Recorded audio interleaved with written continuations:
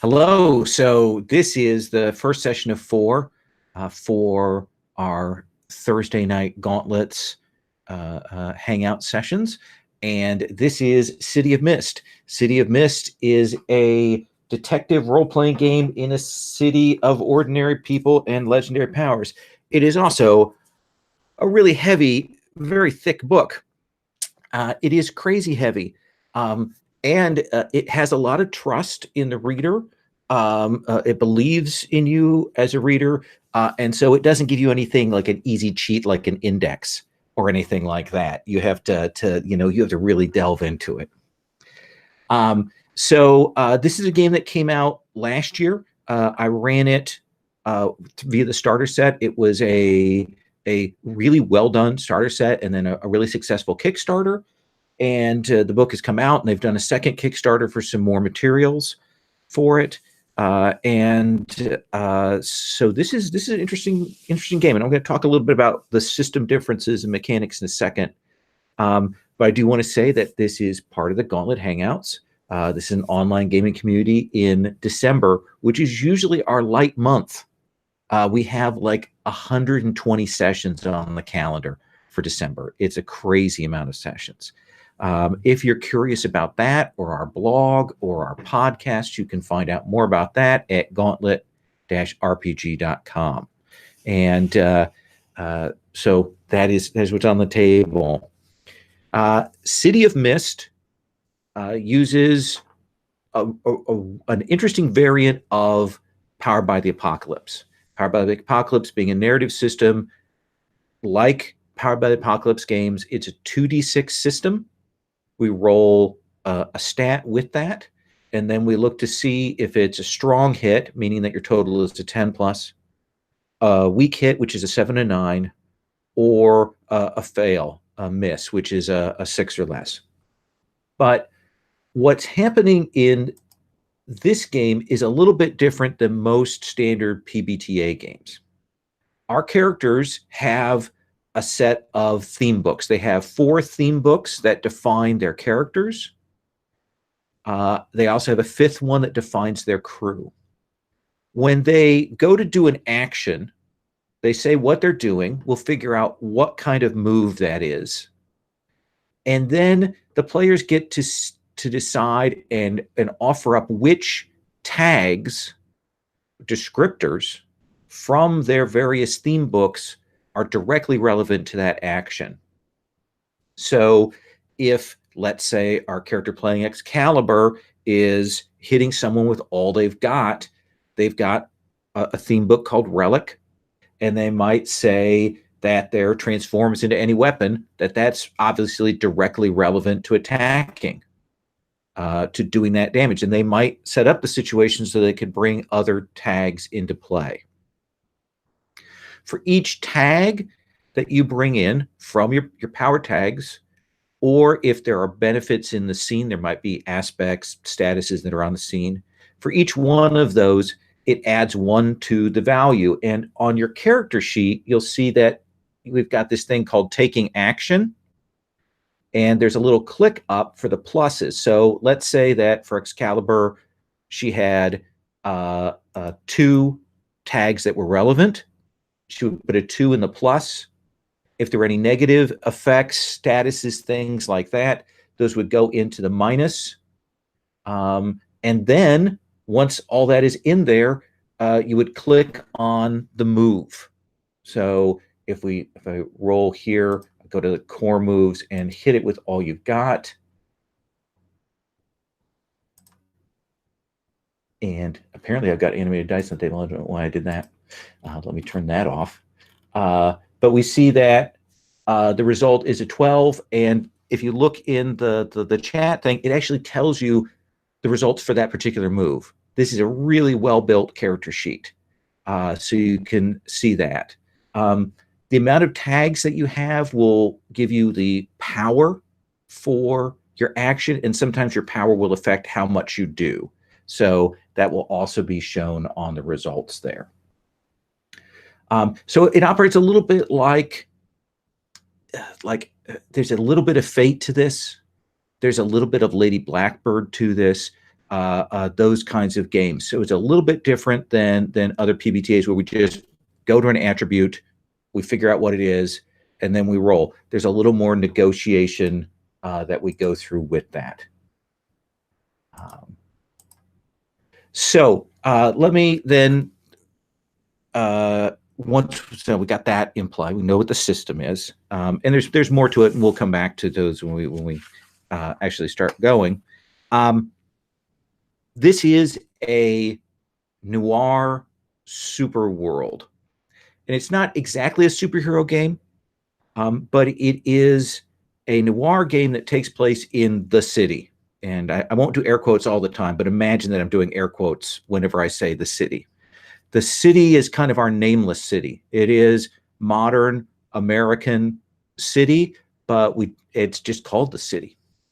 And within the city, some people have taken on a mythos. They have taken on essentially a story that has kind of gotten into them and is giving them powers and trying to get them to act out the stories from that particular god or object or whatnot. For example, somebody might be, have the story of Thor in them, or another person might have the story of Merlin in them, or another person might have the story of Alice in Wonderland in them. These are powerful stories that give them abilities, and for some people, it's a good thing. It's a positive thing. They get these powers, and they go and they enact them. They're driven by them. All of our PCs have these wondrous powers based on the stories that they occupy. Now, the other major force then is this in the city is the mist. It is a veil that keeps people from seeing all of this. So you might use your wondrous abilities, in a bowling alley, and people will not remember afterwards what happened. They'll ascribe it to natural events. They'll forget what happened. They'll look away at the right time. And so sort of immediately after what they call riffs, have been in a scene and doing wild things, people will forget about that. And the mist can affect you too. Even though you're riffs, you may not see things. People who are even more powerful riffs than you may be hard to find, may be hard to understand, and you may forget things. And there is a balance that our PCs have. They essentially have 4 theme books,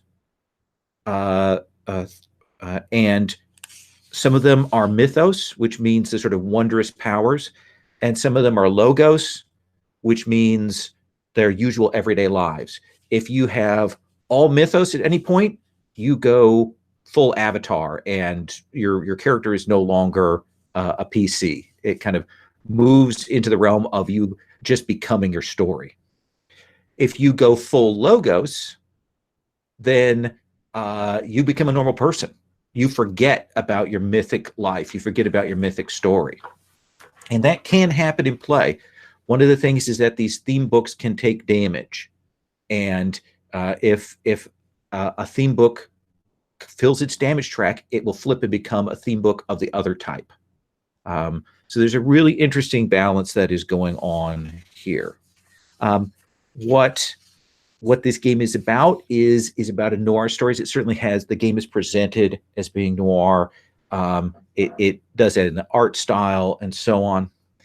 Now, one of the things that noir is classically very misogynistic. There's often a lot of racist elements to early noir stuff, and it can be kind of dark at times. So what I do want to say is 2 things. I want to say the X card, which I know all of you are familiar with. Louise, you're familiar with this, right? Yeah. We've played together, haven't we, before? Yeah. What did we play? I was underdog in World War Wrestling. Oh, that's right. You were in that one-on-one session that we did, right? No, that's right. No, No, you were in the. Oh yeah, you were the character who didn't know how to wrestle. Yeah. That was great. Okay, awesome. So we have the X card on the table. The X card is here as a safety tool. If we hit anything that you find off tone, that you find objectionable, that bugs you, then you can X card it, and you can do that, in the chat or whatever. We'll excise past that. If something occurs and the first couple of times you're fine with it, and then it starts to bug you, you're still legitimate to X card it later on. If you finally realize that something is not sitting well with you. The other thing I do want to say, though, now we know we're going to be doing kind of a noir style story. I do want to ask if there are any lines or veils that people have about material that you want to see on screen or off screen, things that you definitely want to not have, and take those off the table. Like, I'm going to put for myself a hard line on torture. That torture is not an element that I want to see. We see that in sort of classic noir stuff, but I definitely just want to kind of take that off the table. We can intimidate, we can scare, we can threaten, and anything past that we'll move off screen. But generally, sort of physical torture and stuff, I want to kind of put a hard line in for that. Chris, is there anything that you have as a hard line or veil? My general hard lines are violence against children and sexual violence. I'm Okay. not interested in seeing either of those. All right. Agatha, what about you? I think my basics. Well, let's see. How about racial slurs? That is perfect.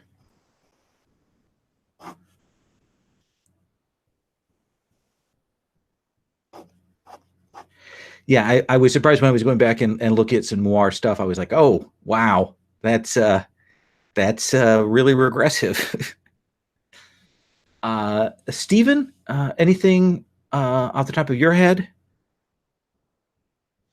The things that have already been mentioned are kind of my lines and veils. I'm also not that interested in seeing what's the right word? Too many sexist details. So you had mentioned that noir has a lot of sexism in it, and maybe veil that, or No, I'm fine. If you want to, I mean, I'm fine just taking that whole noir thing out of there. that sounds good. Okay. And Louise, anything on for you? No, I think I'm covered. Okay.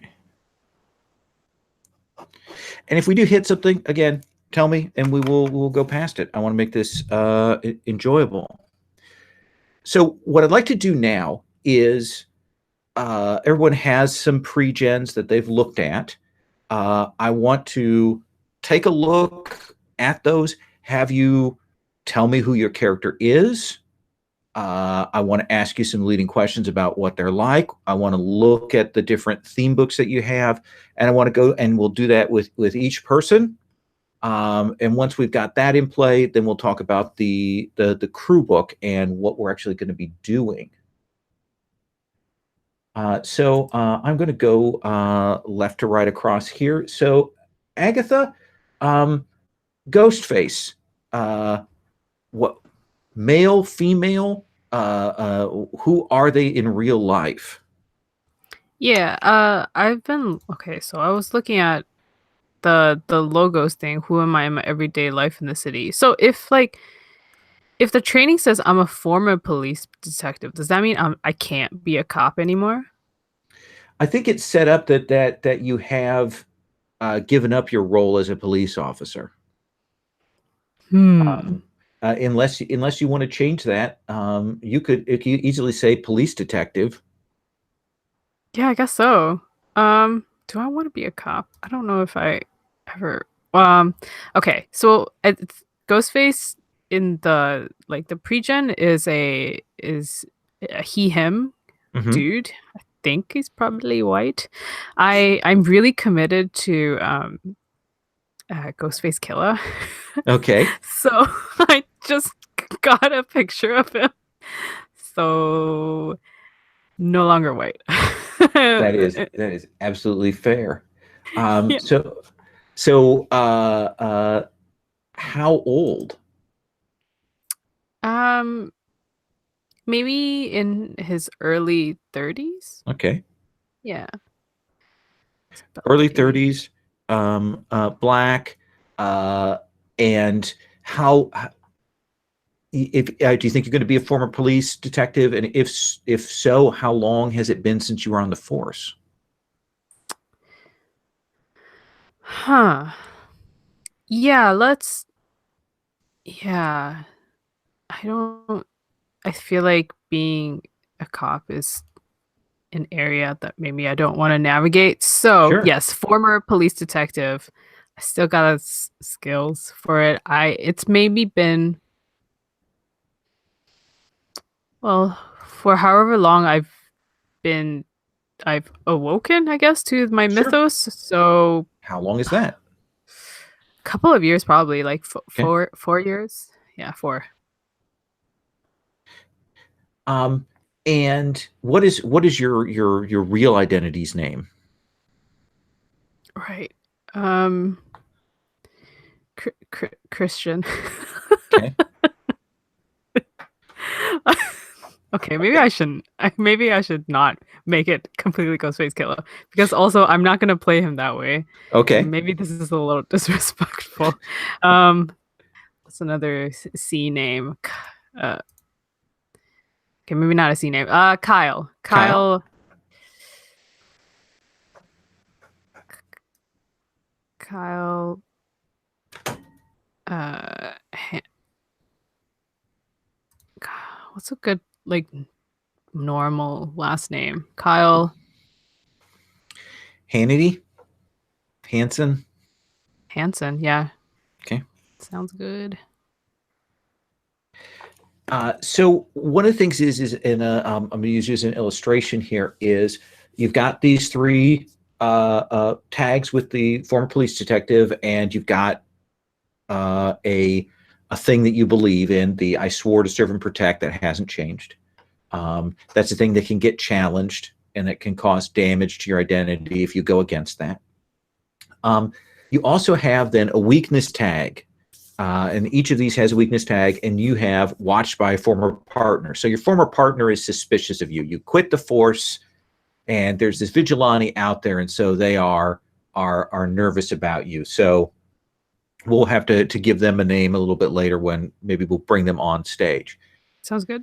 The weakness tags, I do want to mention, are the way that you get XP. When you go to do an action, if you think one of your weakness tags will interfere with that action, you can apply it, and essentially it acts as a -1. If you bring that weakness tag in, then you get to mark attention on that theme book, and you got 3 boxes for that. As soon as you've got 3 attention on a theme book, you get to take an improvement on it. Now, in total, we're going to have 16 weakness tags across the 4 characters. I will not remember them. So it is incumbent on you, if you want to get those sweet XP, for you to go, ooh, I think I want to bring my weakness tag in. I may notice and suggest something, but it is going to be kind of in your lap to figure that out. So as a vigilante, that's your other identity, that's your mission. Are you using guns? Let's look like shoot first, or is that more metaphorical? Yeah, I think I probably have at least a gun. Mm-hmm. Again, I'm not familiar with guns. That is fine. That's fine. And let's go to your 2 power things. The aura of fear. It says that you have a hood. Do you have a hood? Do you have a mask? How are you picturing that? Yeah, I think I wear like a. I think I actually wear like a bandana over my face. Okay. Is there anything on the bandana, or is it just black, or what? Yeah, it should be like a skull, like the jaw of a skull. The upper part of your face when you're wearing it, does it look any different than you do in your normal identity? Is there anything that your aura of fear does to change your appearance there? Yeah, I think it's probably like there's like it's not black light, but it's like it looks like there's like black mist, you know, like Yeah. it if it's like a comic illustration, it looks like the shape of flames, but it's black. Okay. I like that. And you have the shadow control power, the from the shadows. Is that you manipulating the shadows? Or is it just you being able to blend with them? How are you picturing that? I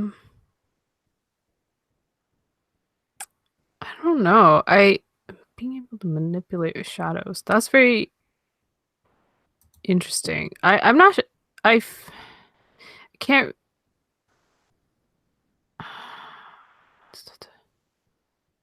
Yeah, I think I should be able to manipulate. Just reading this tag or this thing, this Mhm. entry, because it says shadow is not just the absence of light, is has substance. It's a force of aggressive emptiness and Okay. intrusive thing. So you're able to pull it and shape it and use it here to do some of these effects to keep yourself stealth and to cover things over. Yeah, I think so. Okay. How tall? How tall? Tall, Mm, short, that or more ambiguous that people aren't able to say. You know, some people say you were 7 feet tall, and some people say you were just you were 5 or 6. I think just average height. Okay, But yeah, maybe people do have different impressions depending on how scared they were. I like that. All right. And if at any point, if you're like, I don't care for this weakness tag, I want to change it to something else. If you we can check in, we can change those. All right. I am going to move on and talk with Irene. Uh, Chris, please tell us about Irene. Okay. Irene is a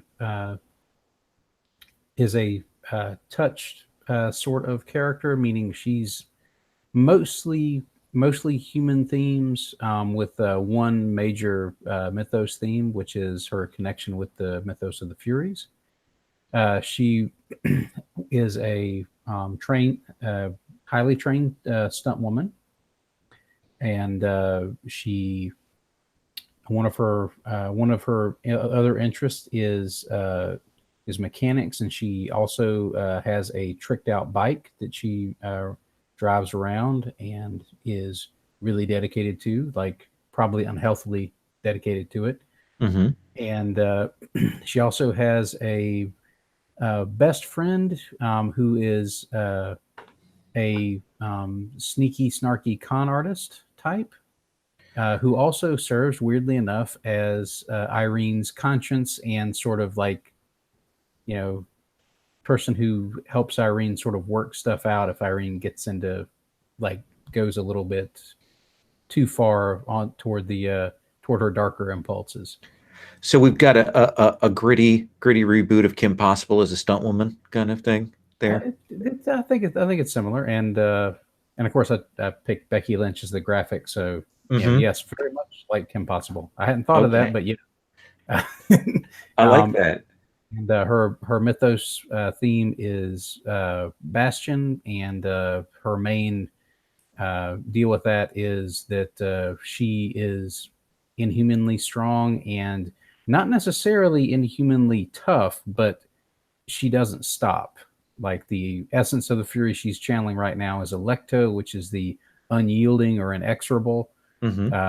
And that's what she does with the Bastion theme. She is strong. She is, moderately tough. She could take a beating, but this really scary part is she just keeps getting up. Her power tags on that are terrifying regeneration, inhuman strength, and rage of justice denied. And her weakness tag from that is my rage always pushes me. And since it's a weakness tag, it pushes her to go further than she should, because if there's anything about the Furies that is consistent, it's that they always push things farther than they should. So let me ask you, how long have you been this bearer of this Fury? Is it a recent thing? Is it a longer term thing? I think it's been like a year or two, like Okay. not probably not quite as long as Ghostface, but like she, to the point where she basically understands what it is, but she still has that mystery attached to it. Like she doesn't really know why the Fury is chosen to manifest through her. Like there's some terrible. She doesn't know what terrible wrong she was created to avenge. Okay. So she, the normal Furies would be able to divine this kind of stuff, and that would be a great thing for her to pick up at some point if she has to flip a theme book. But right now, she's just an unstoppable, scary thing that doesn't really know what direction to go in, and that's kind of what she is still trying to work out. I like that.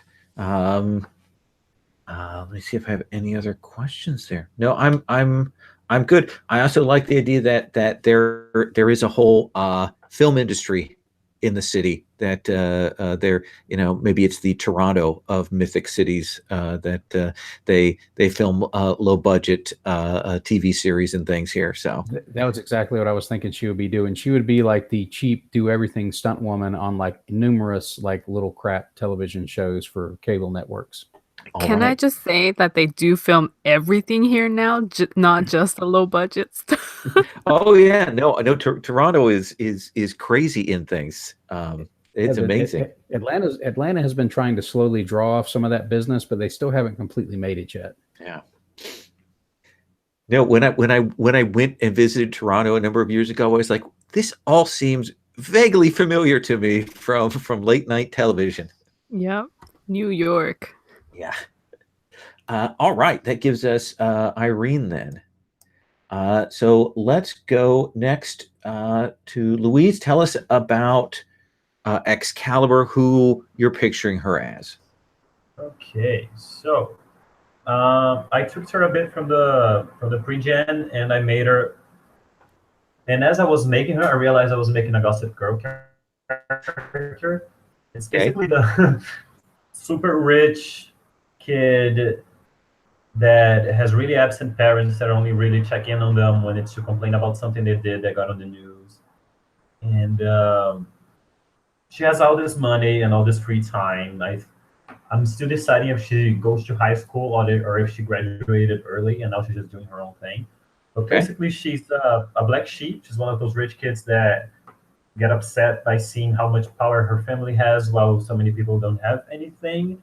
And she decided she's going to do something about it. So she has like this secret identity that she uses, because this age of the internet, you can just roll up an account and use a cell phone. Okay. That it's basically like a charity that she finances with her incredibly huge allowance that gives money to local activists and grassroots politicians, stuff like that. So is that something she does from the shadows, or does she have an organization? I mean, she's pretty hands off, but she could reach out to a lot of people that are engaged in the whole situation. Like she keeps her identity private to all of them, to all of the activists, but she could send a text and they will know that it's her. Okay. Also, she has some politicians that she helped elect, and she could pull strings on them as well. So there's people that know that you are in your normal life more than just this spoiled little rich girl. That you just a few of these people, but generally, your public presence, your social media presence is of this. Okay, that sounds good. Now tell me, what how do I put this? What does your weapon look like when it's not a weapon? What is it? What do you imagine that as? Well, Canon says it's a bracelet, but I'm thinking. Gosh, I don't know if it's gonna be too silly if I make it like it's a bedazzled iPhone cover, and she just morphs it into a weapon. And I think it's just silly. I'm gonna go with this really fancy old bracelet. Okay. So she has a fancy old bracelet. Is it just look antique, or is it like a wrapped snake, or how do you imagine that? Nah, it just looks like it's just Okay. very well done. If a person who knows about jewelry were to look into it, then this would have to cloud their mind because it's not of this world. Like, it's impossible to forge. When you transform the bracelet into a weapon, what do we see? Is it like shifting metal? Is there a flash? Does it just change? What is the visual for it? I think there's even a little light. Like, regardless of where she is, it looks like light is shining down on her. And like, even if she's in a closed room, it's like, where's that coming from? It's like, it's a whole big Arthurian thing. Okay. Like, it's not just like people in armor fighting the dirt. It's like fanfares and light, angels singing. Does she have a costume to go with that, or is it just her identity with this blade, or this weapon, or what? If we go with vigilantes, I might whip up a costume, but otherwise, she just relies on the mist too. Okay. And what is she? What does she look like? Well, I picked Serena from Gossip Girl, which is basically a really well-dressed, waspy. Well, wasps aren't a thing anymore, but like, yeah, just like a rich millennial. Okay, that is perfect. And how tall is she? I would say taller than average. She has to shy away from heels if she doesn't want to stand out. And the name you took is Calliope Birmingham? Yeah, it's a pun on the original name for Excalibur, which is Caliburn. I like that. And she goes by Kelly. Are you like you said you're an only child? Or do you have siblings? If you want to have some siblings to use against me, that's perfectly fine. Well, I mean, it's up to you. I'm asking, what would you like? What do you picture her life being like? I like the idea of her like all alone in this big mansion, just making echoes. Okay. But maybe she has like an older sister or brother who's off in college or in a boarding school. Right. Like old enough that there's a pretty big gap between the two of you. Yeah. Okay. That makes sense. And distant parents, probably raised by various servants and hired help then? Yeah, I would say that the closest person in her life is this one power tag from a Phrygian, which is certified accountant. I guess there's this really old accountant that works for the family and is sympathetic to her cause or whatever, and he just takes care of all the financial things for her. It's your Alfred accountant there. Okay. Oh yeah, I'm mashing up Batman and Gossip Girl. That's what I'm doing. Okay. Nobody saw it coming. And how long have you had Excalibur? How long have you had this relic weapon? I would say it's fairly recent. Okay. I would give it like a month or something like that. Okay.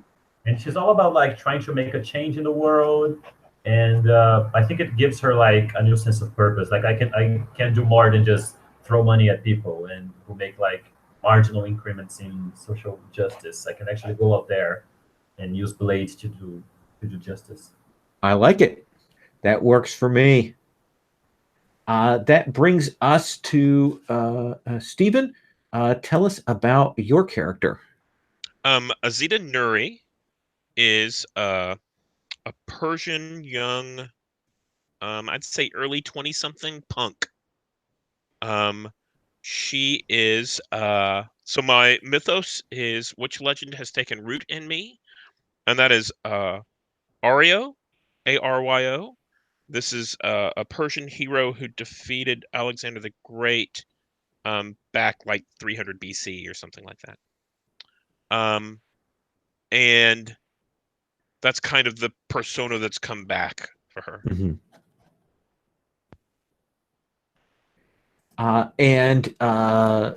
So early 20s, Persian punk. How are you a hipster? What is that gives us this hipster theme book here?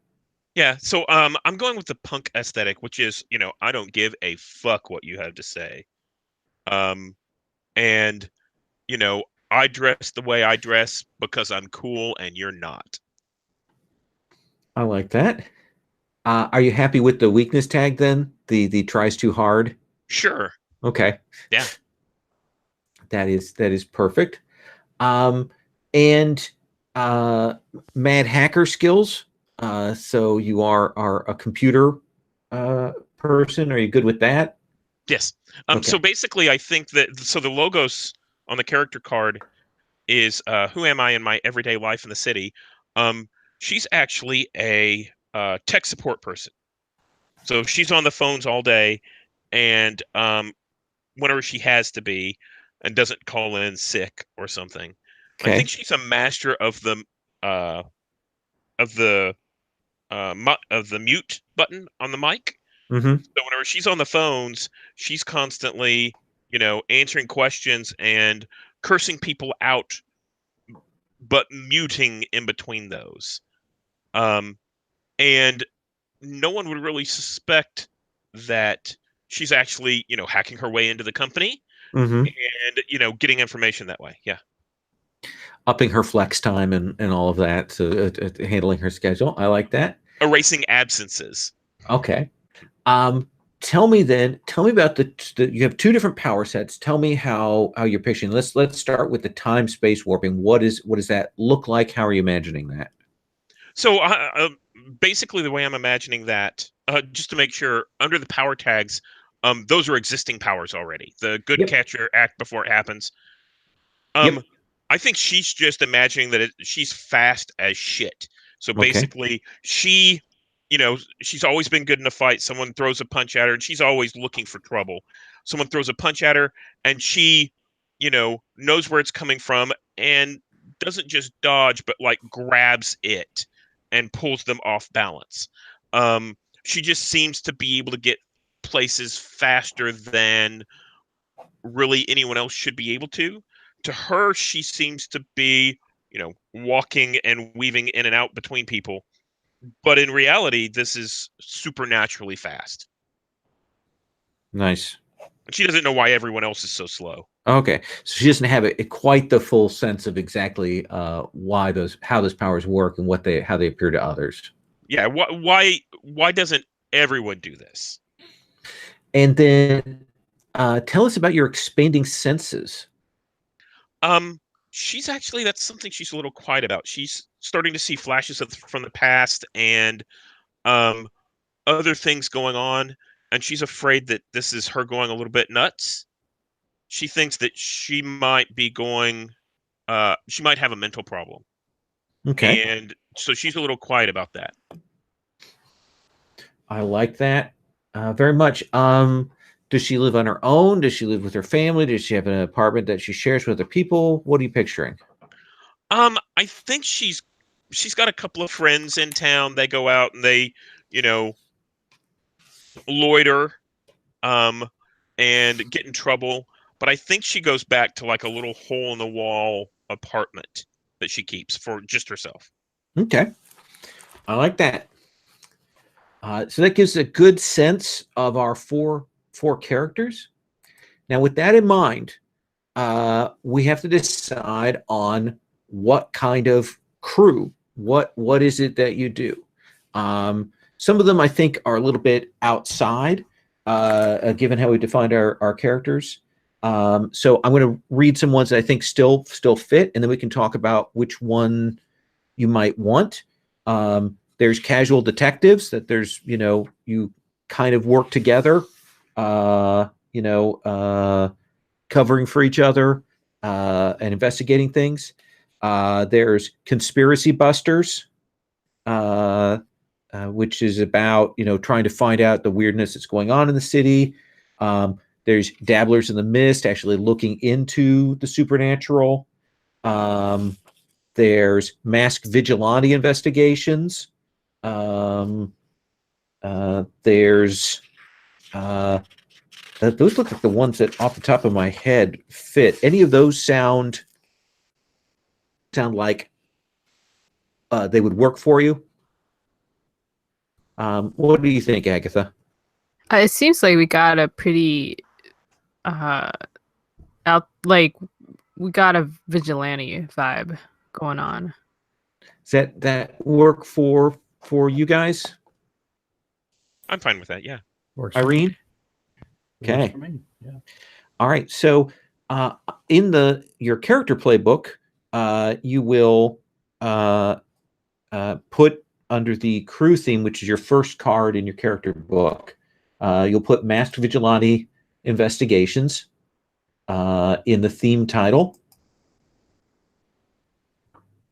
And then I'm going to type in the other bits into the text, and you can put these in. So move this out of the way.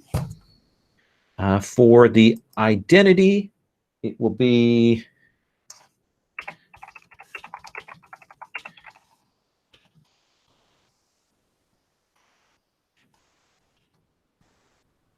to keep the city clean, we have to get our hands dirty. And that's go under identity. And then the power tags you get are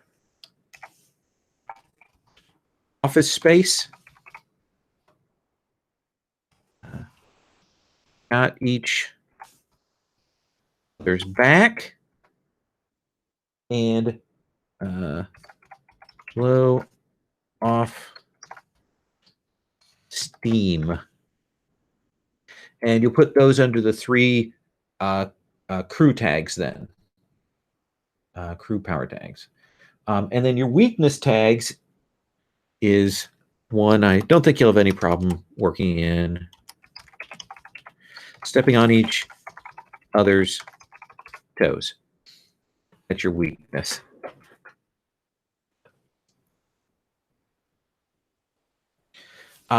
So let's ask ourselves then, how did this come about? Was it started by one of you? Did it snowball and you brought other people in, or was it formed more recently? What do you imagine there? Any strong feelings about that, Chris?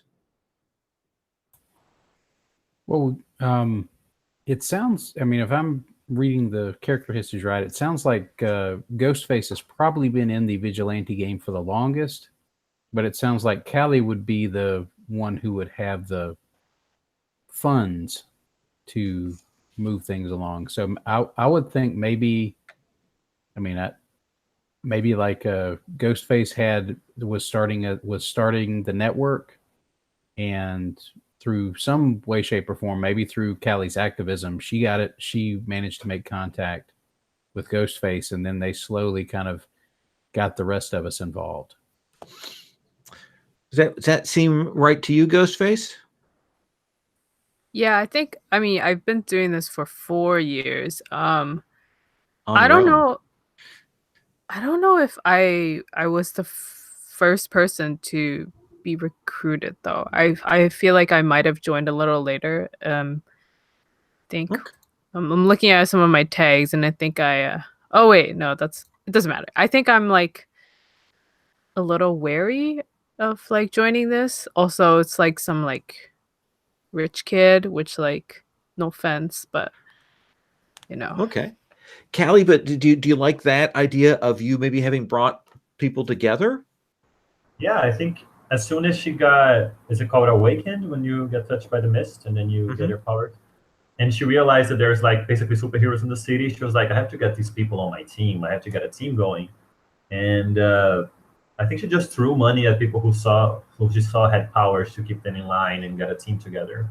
Okay. So between Irene and Azita, which of them do you think is the first one that you recruited? They're both very intense. Let me check the text real quick.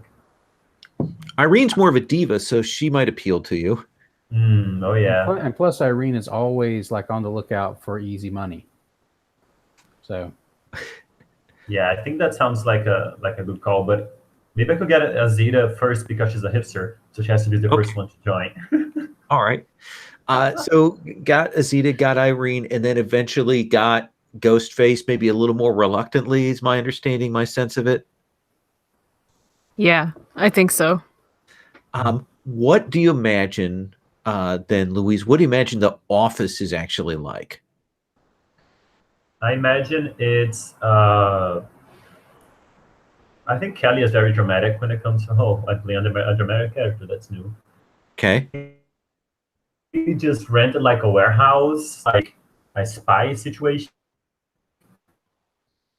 Carefully, like it's super noir and super underground, but it's like there's not a cobweb inside. It's just like a very well kept abandoned warehouse.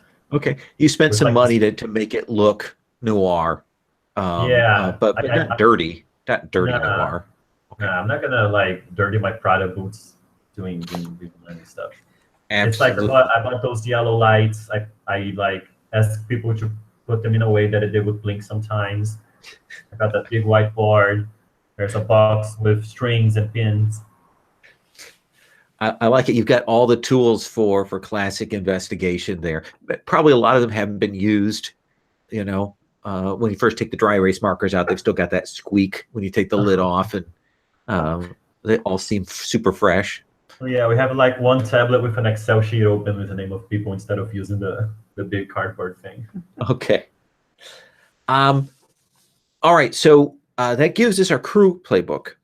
What we're going to do now is we're going to do relationships, and essentially these are questions for the crew. And the way this is going to work is I'm going to come to you, and you're going to pick one of your theme books, and I'm going to put a question to you, a relationship question from it. I have those kind of written out here because in the book, the theme books have these 3 relationship questions, and you'll decide who it applies to.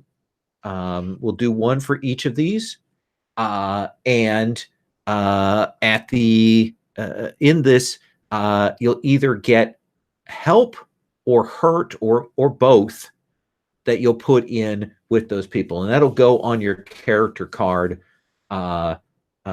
essentially on the side of the character card that has the build up, and then it goes mythos, logos, and then it'll crew. So you put a character name, and then you'll do help or hurt.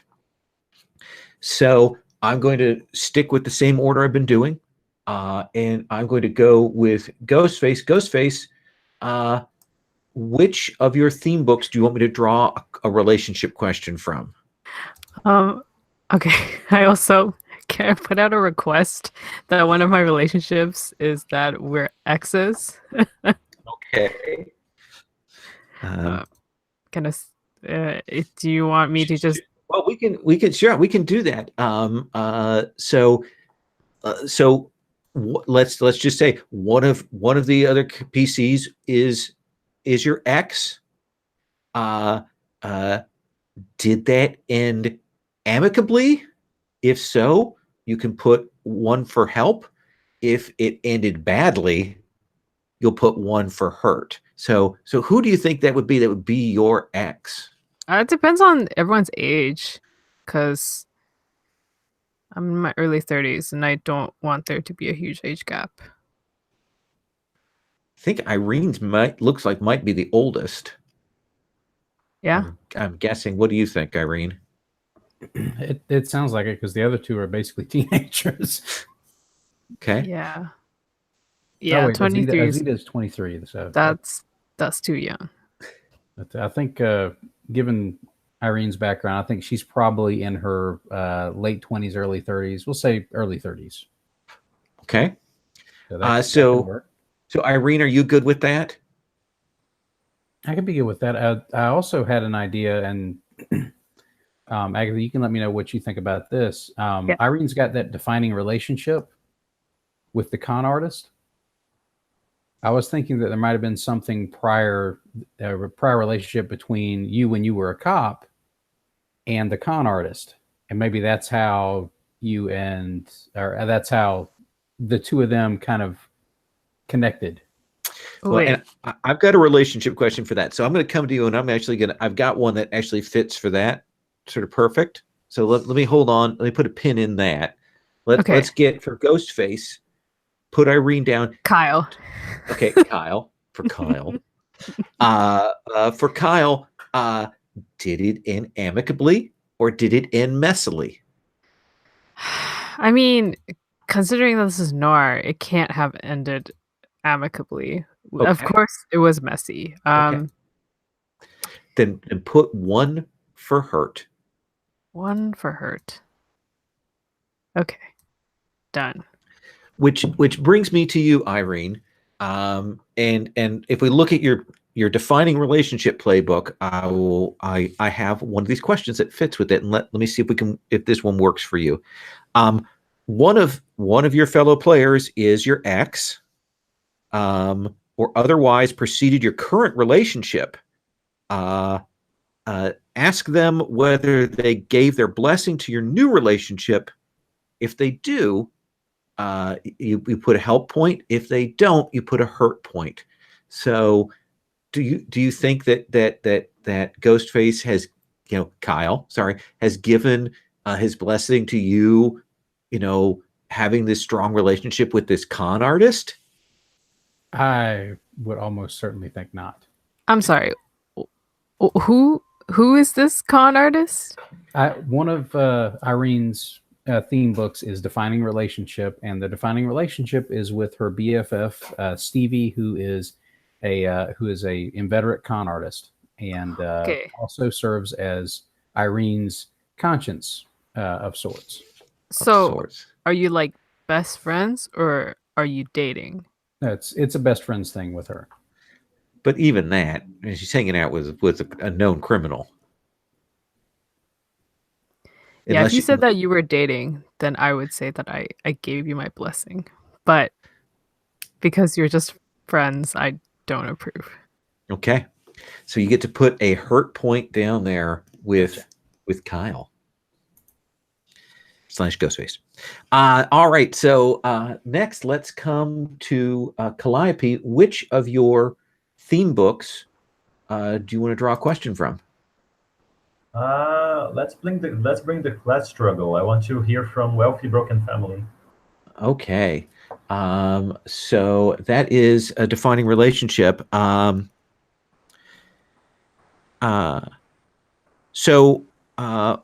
one of them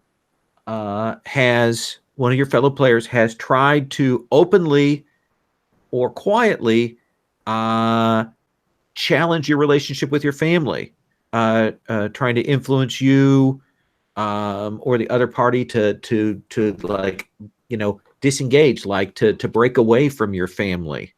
Who was it? Why do you think they did that?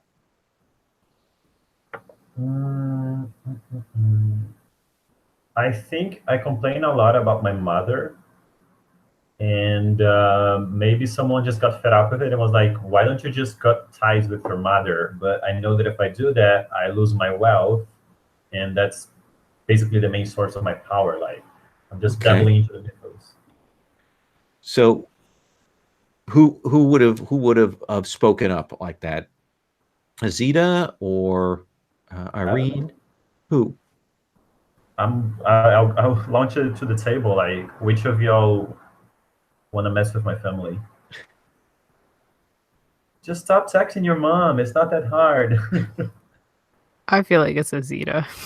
Yeah. That definitely sounds like an Azita thing. Yep, just cut him off. Yep. So you get to write Azita's name in and put 1 hurt point with Azita. Okay. Okay, guys, we are not supportive of each other. Well, get change. We still got a couple more to go. We need to hire a therapist for this scene. Azita, pick one of your playbooks: mobility, divination, personality, or training. Divination. Divination. All right. So you used your powers to learn a shocking secret about one of your compatriots without their knowledge. If it made you feel closer to them, take a help point. If you were disgusted or horrified, or if you plan to use it against them, take a hurt point. So who have you read some of their dark secrets, and what might that be?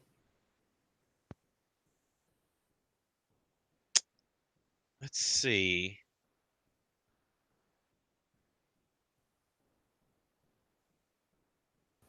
Okay. So I think this is with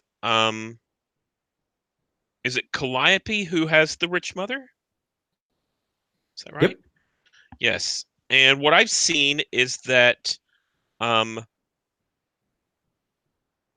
Calliope was adopted and doesn't know it. Oh, So she has, another family somewhere, and I've seen glimpses of this, and I think this brings me closer to her because I'm like, you pick your family, and you kind of, I understand this estrangement from the family you grew up with. oh, so that's why you're actually pushing her to break it off. Interesting. I like that. So put Calliope / Excalibur down and put a help with her. Yeah. All right. Ghostface, do you want to pick from the expression, adaptation, training, or mission for your theme book that we're going to pull a question from?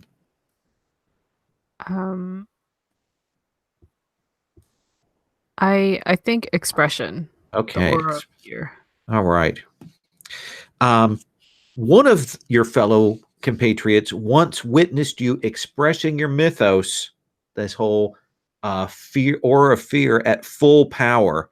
Ask them what they thought about it. If it scared them, take a hurt point. If they appreciated it, take a help point. So was that Azita or Excalibur that saw you go full fearmonger?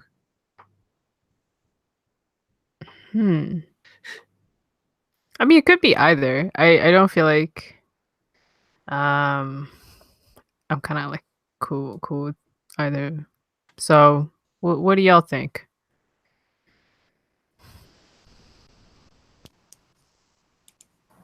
Callie has a thing for this superpower. She's really into it. She's going full Young Justice on this. So I think she should be interesting to see how she sees you with full power. Maybe jealous or scared.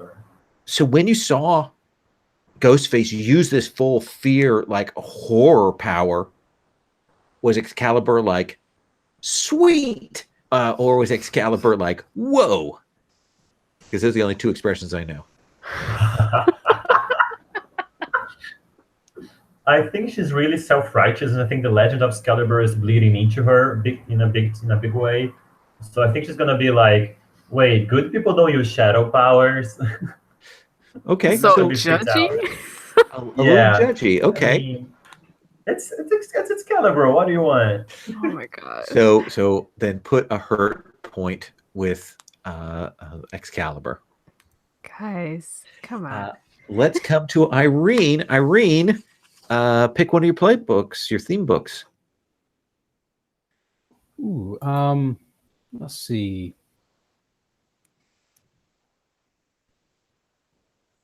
I think I want to do the Fury theme book. Okay, which Bastion. Bastion.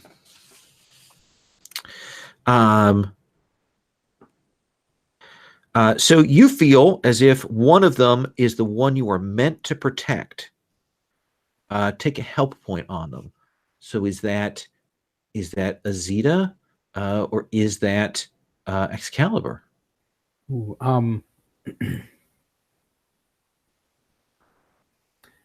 I think it is going to be Excalibur, because if the wrong person takes hold of Excalibur, that's a bad end to that story.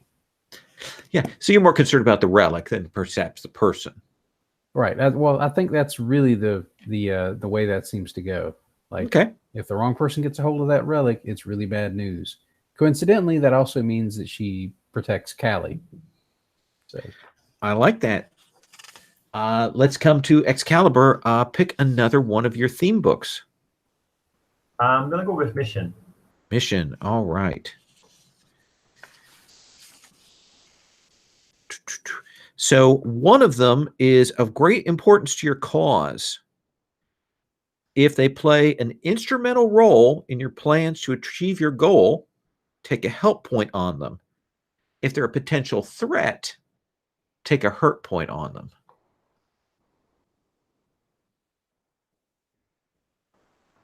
I might say that Irene might be a hurt because she's all about the easy money, and that's not what we're here for. Now, you've got a certain amount of social justice that you're looking for that Irene might not be in tune with. Okay. So you can take a hurt point on Irene. Lots of hurt. Lots of hurt to go around. Azita, let's have you pick another one of your theme books. Personality. Personality. So one of them dislikes something about your behavior and is repeatedly making comments about it or trying to get you to change. Ask them what they dislike and what it would take for them to be happy with you. Whatever they say, take a hurt point.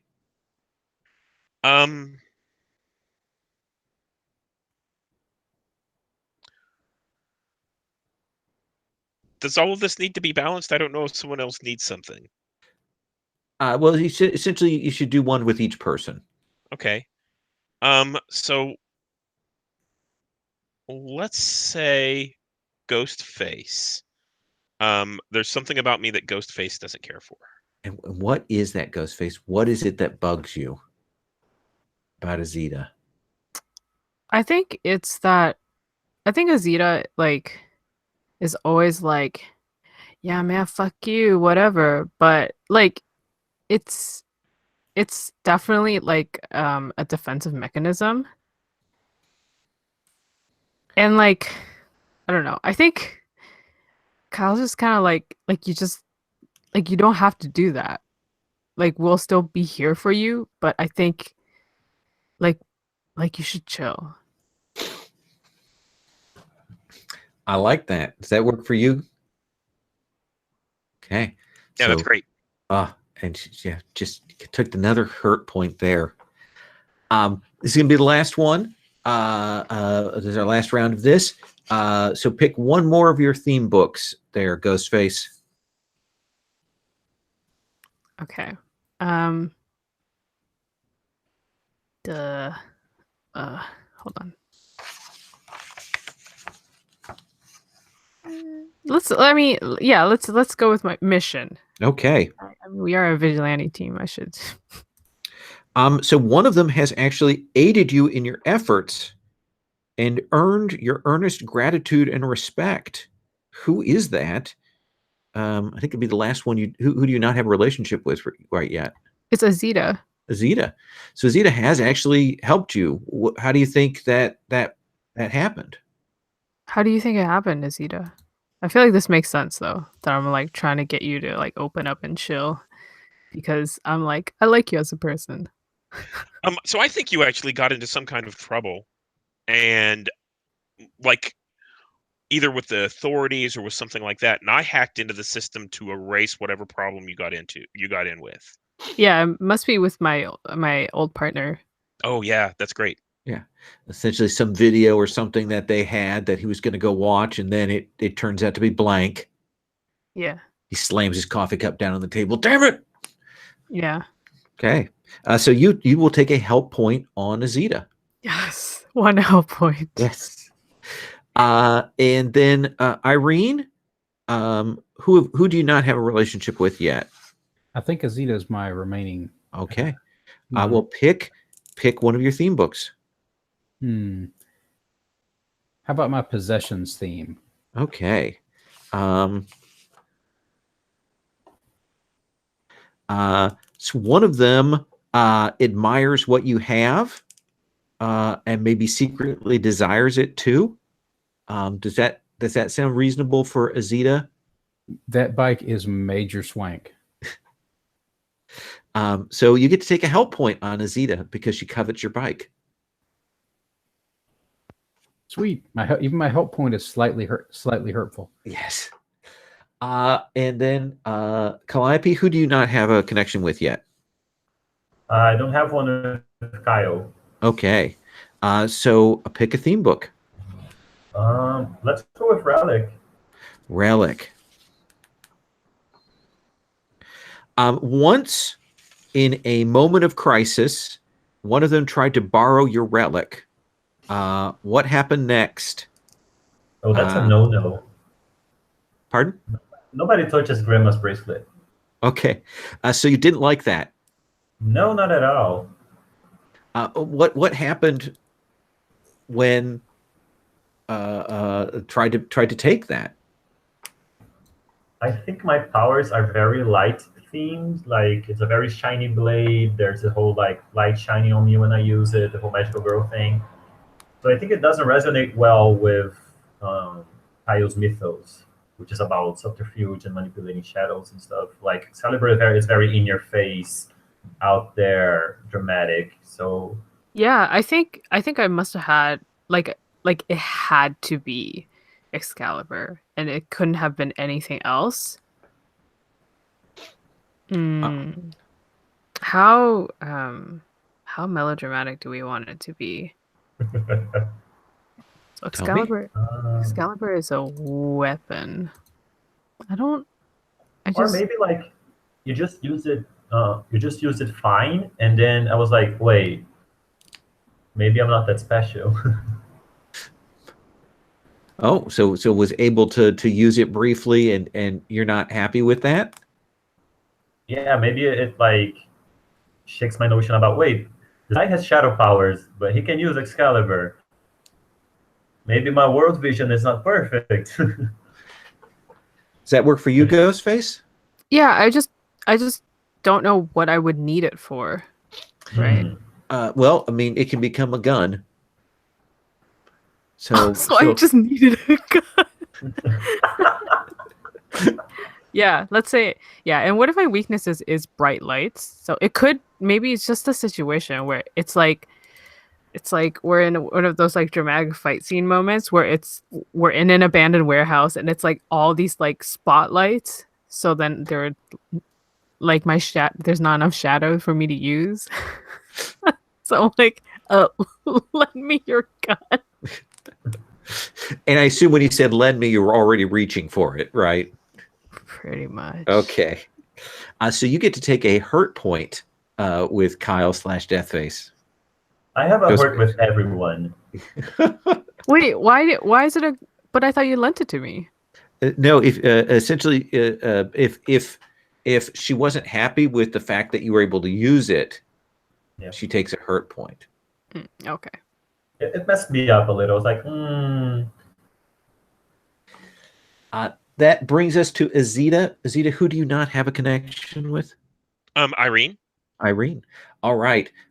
What theme book do you want to draw this from? Let's do mobility. Mobility. Okay. Find that one.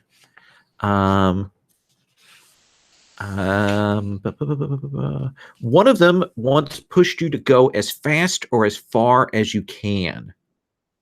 What were the circumstances? If it ended well, take a help point. If it ended badly, take a hurt point. Irene, you had the bike, right? Yes. Yeah, we were racing. Okay. So I think this was, you would rev the bike and I was kind of jealous and I was trying to keep up and we went faster and faster. And I think this is sort of a point of awakening for me. Whenever I realized I'm running as fast as a motorcycle full out, that isn't me just going fast. There's something more powerful here. And was that a good realization, or was that a suddenly I slam into a kind of a brick wall of my mind realization? I think that was a good realization because I realized I'm not just going crazy. It's not that something's wrong with me. Something's good about this. All right. That sounds great. So you will take a help point with her. All right. So we're going to take a break. Well, let's take 8 minutes because there's about 22 after. And when we come back, what they've got as set up, and we'll just follow through it, is we kind of start with a day in the life kind of stuff. We check in with everybody and then kind of kind of roll things together. So we're going to do some scenes and with everybody, and maybe we'll connect some up. But we're at least going to see what your lives are like in the city, and maybe define some things about the city itself. Okay. Okay.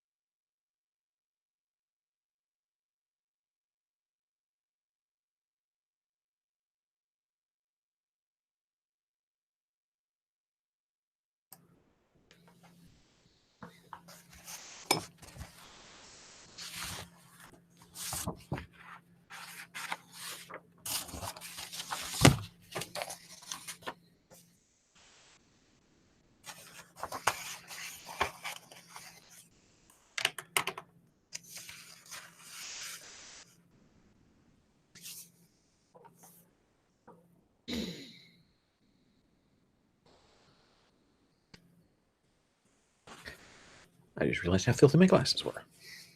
Second.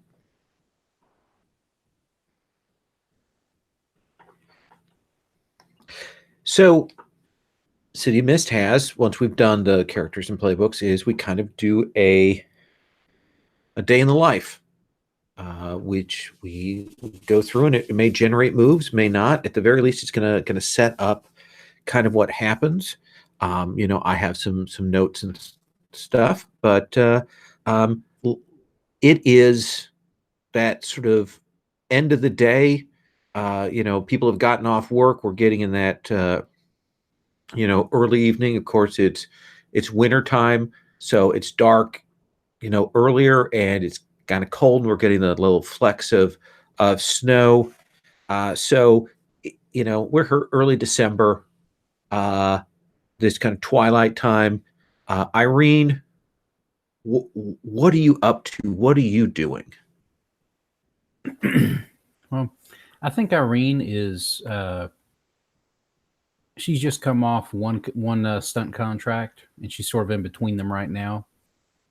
They just finished filming a really, really terrible, like, buddy cop, like straight to DVD movie. And one of the buddy cops is like a comedy werewolf. It was that sort of thing. So like Were Cops 3? Yeah. Okay. And I assume there's a subtitle like Were Cops 3 The Reckoning, or if it's a comedy like The Fartening or something like that. Yeah, it's some sort of really, really bad play on words. What was the big stunt that you had to do? Was it below your station, or was it above your pay grade? What do you imagine?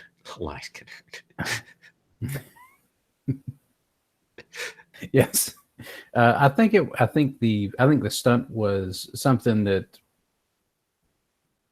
she couldn't believe it was the big payoff stunt. It was kind of like really low tier. It was like it was a motorcycle chase. Uh-huh. And she's spectacularly good at the motorcycle stuff, and they didn't have her do anything really interesting. It was just a straight up high speed chase and through an obstacle course. It was nothing. Do you think that you just walked away sort of maybe angry about that, or resigned to it, or did you say something? I think she mentioned something when they first set up the bless you.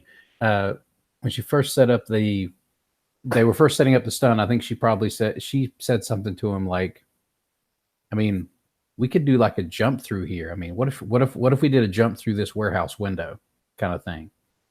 And they were like, no, we haven't paid. We don't have the budget for that.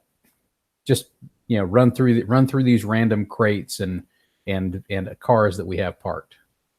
And so she walked away kind of frustrated with that being the payoff. And she's probably planning on having lunch with maybe Stevie to bitch and moan about that. Yeah, you're planning to have lunch with him tomorrow. You're a little bit perturbed as well because better stunts is that's more money, and that's higher credit and so on. So you kind of got dug in on that. Where does she live? I think Irene lives in a sort of a low budget midtown apartment, like not quite studio, but just above that, like one bedroom, one bath, like kitchen, living room, like sort of stuck together. Okay. So actual type rather than movie type, where they say they have a small apartment and when you go in, it's actually like bizarrely huge. Yeah, this is not built for filming. Okay. All right. It's not built for more than like 3 people to move around comfortably. It's that sort of apartment. So you're coming off of this not entirely a satisfactory work experience. Okay. Then let's shift over at the same time, evening of the day. What do we see from Callie? What is Callie up to? I think Kelly is just getting home. Like she shuts the door on this limousine that drops her in front of a big mansion on a hill overlooking the city, Okay. and then You have she a gets driver? in. You have a private driver then? Uh, I could. Okay. Do they just kind of did they, do you text them and then they show up, or are they like seated and waiting and reading, audiobooks on tape out in the car for hours and hours? No, I think my mother tells them to be on call, but I just say like, chill. If I need you, I'll text you. Like, go have a beer. Don't have a beer because I'm gonna drive, but like, go to a restaurant or something. Are you old enough to drink? Well, she's 18, but rich people don't follow the law, so Okay, so you're not technically of age for that. Okay. yeah. Well, we're assuming the city is abiding by U.S. law, but like Yeah. Canada is 19, Brazil is 18. Yeah. U.S. is 21. Yeah. So and uptight. So so this mansion uh, is this the one that you live in by yourself, or do your parents have a wing? What is it like? A wing. That's so good. It's like, yeah, mom definitely has a wing. I think dad has been on a business trip for 5 years and has a whole second family in another in Europe or maybe. Hmm. And maybe it's like a city thing. Like I don't actually have a father, but the myth just builds this idea in our heads.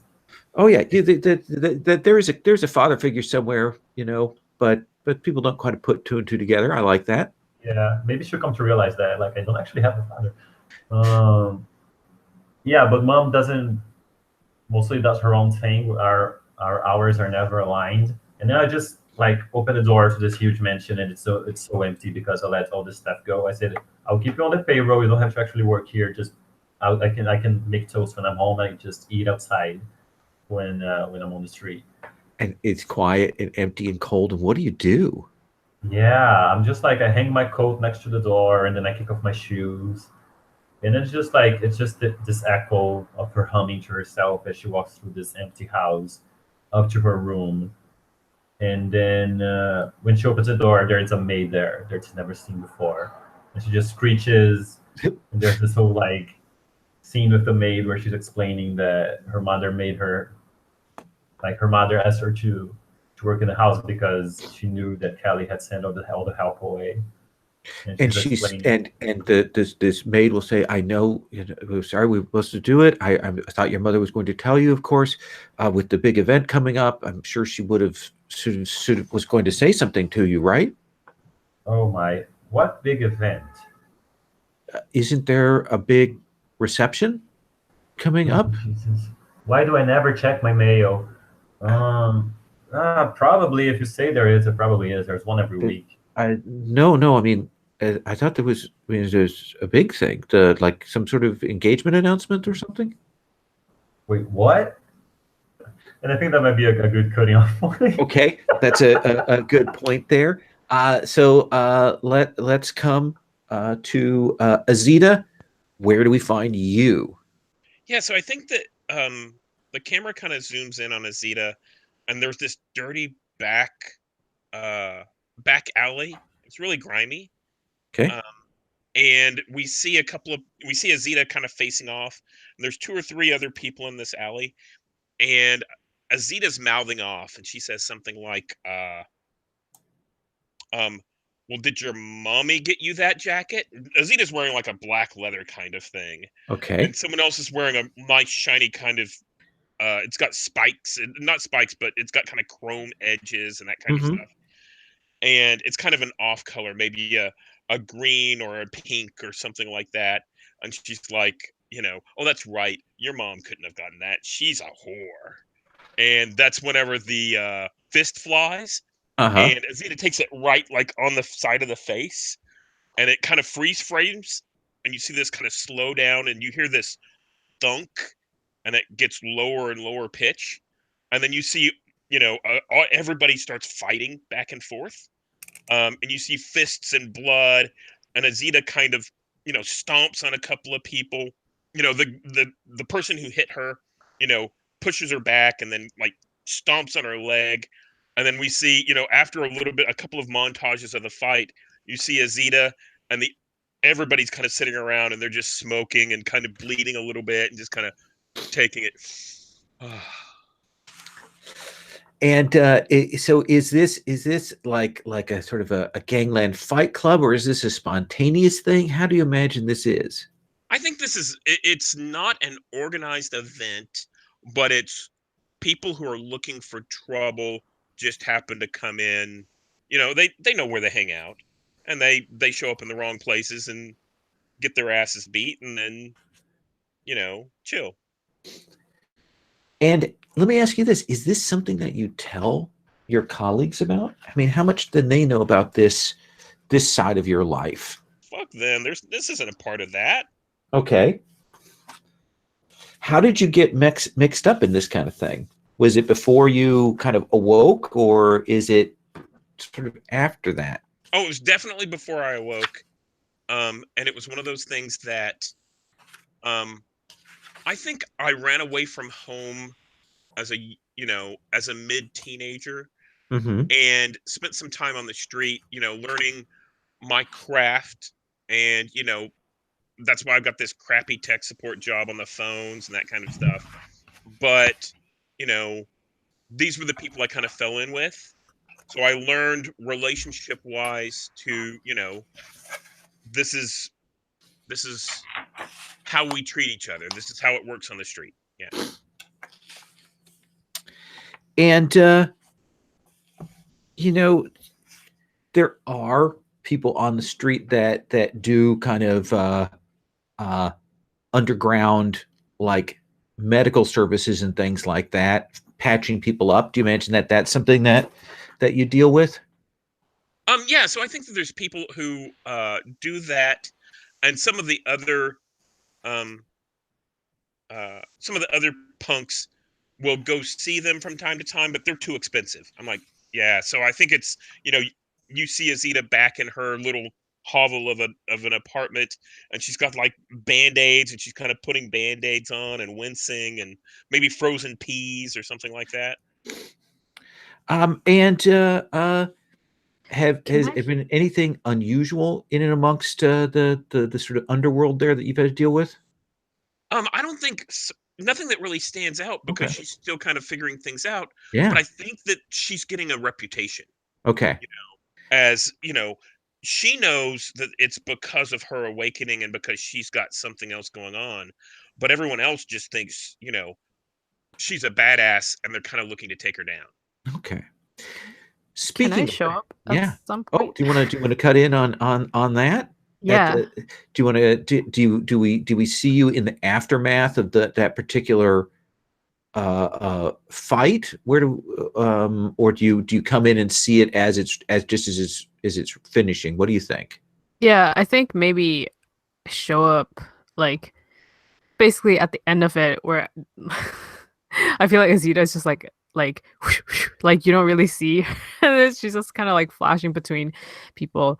And I think I'm like there like leaning against some like chain link fence or something. Because there has to be one. Yeah. And then like once the fight is over, then I just kind of like follow her home, I guess. Yeah, it's probably, you think maybe she's going home, but it's probably to another, just sort of hang out with more of these punks. Yeah, and I mean, Azita, you noticed that I'm there. I'm not hiding it. It's kind of shadowing you. No pun I intended. think I finished that cigarette and I flick it off in your direction Yeah, I like glance at it as it falls on the ground. and kind of sputters out. Yeah. You gonna get that looked at? Nah, it'll be fine. It's gonna turn yellow and purple. Yeah? What's better than your face? Are you going to get that looked at? Little shit. And I start walking off towards like a McDonald's, and then I look back at you. I think I'll get up and I'll walk with you to McDonald's. I That's buy not you an exactly ice giving cream. in. Okay. Nice. like one of those ice cream cones. Yeah, and I think so. Azita's kind of you see her in the booth, and she's kind of sullenly eating this ice cream cone, like man, if anybody sees me, that'll suck. So let me ask you this, Ghostface. You're kind of trying to at least build some rapport here. But you are a masked vigilante. When we go in here, I mean, have you taken the mask off? Have you gone to like a normal identity when you go to have Mickey D's? Yeah, I'm not. I'm not like wearing this like skull bandit. I mean, I I'm- could. I'm just making sure. I didn't want to assume anything. Yeah, people. I feel like if I were to wear that, like, it's probably not a big deal either. People just think that I'm running with a gang or something. But I Mhm. also don't want people to think I'm running with a gang. So Like you're quite an old gang member by those standards too. yeah, I mean, gangs. Well, hey, So you are a vigilante. I mean, and you've been at this crime fighting thing. So it, what, who is your contact here? Who is it that gets you the kinds of leads that then you're able to parlay to your group? mm, I think it's Johnny. Okay, and Johnny is Johnny is he's like one of those people that keep getting arrested for like petty crimes. Uh, like, and I think this one time like he just had a dime bag, and that was the time when it was like they were doing really hardcore sweeps, Mhm. and like he would have been like just given a ridiculous sentence for like years for having a dime bag, and I just like let him go.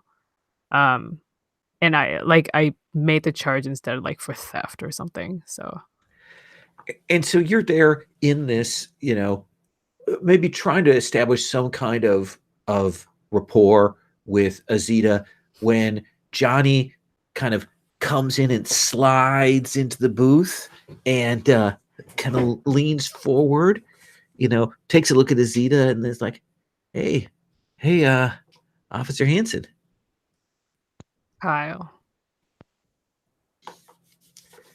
how are tricks?" I don't know what that means. Uh, oh yeah, sorry. Yeah, no, yeah. So anyway, so I have maybe a situation.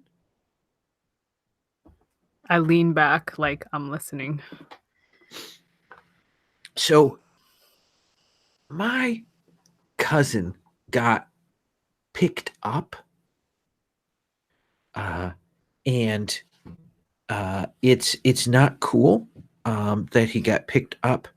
Uh, and maybe you could help maybe smooth things and get him out of there before the rest of the family hears about this, because he doesn't do things, but maybe people thought he did things and they don't want things to go bad. Anyway, but I can't ask you because I might have heard, I might have heard about something. Listen, Johnny, I'm not your babysitter. No, Feel me? no. I know that. I know that you did right by me. I'm just saying maybe we could work out a trade. Something. I can help you out. I can help you out. I can help your daughter out. It'll all be great.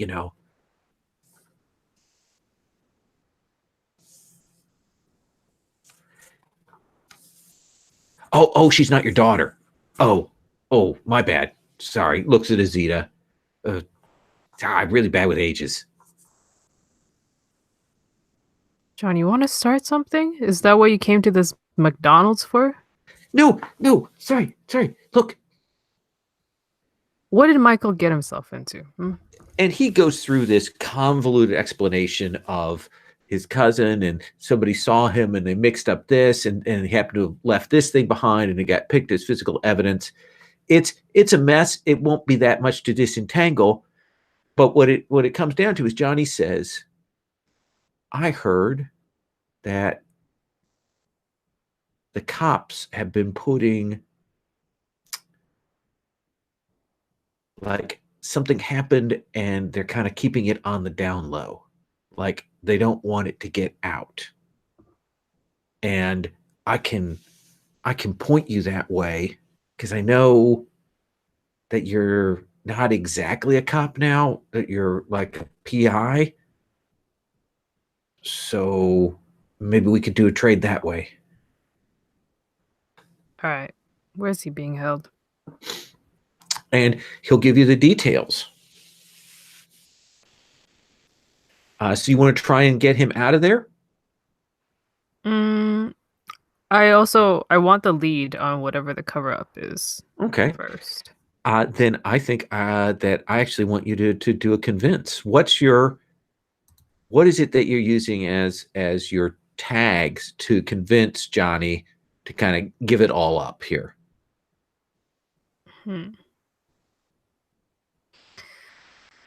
So I like Johnny, actually. Okay. And I don't think I want to draw on my aura of fear.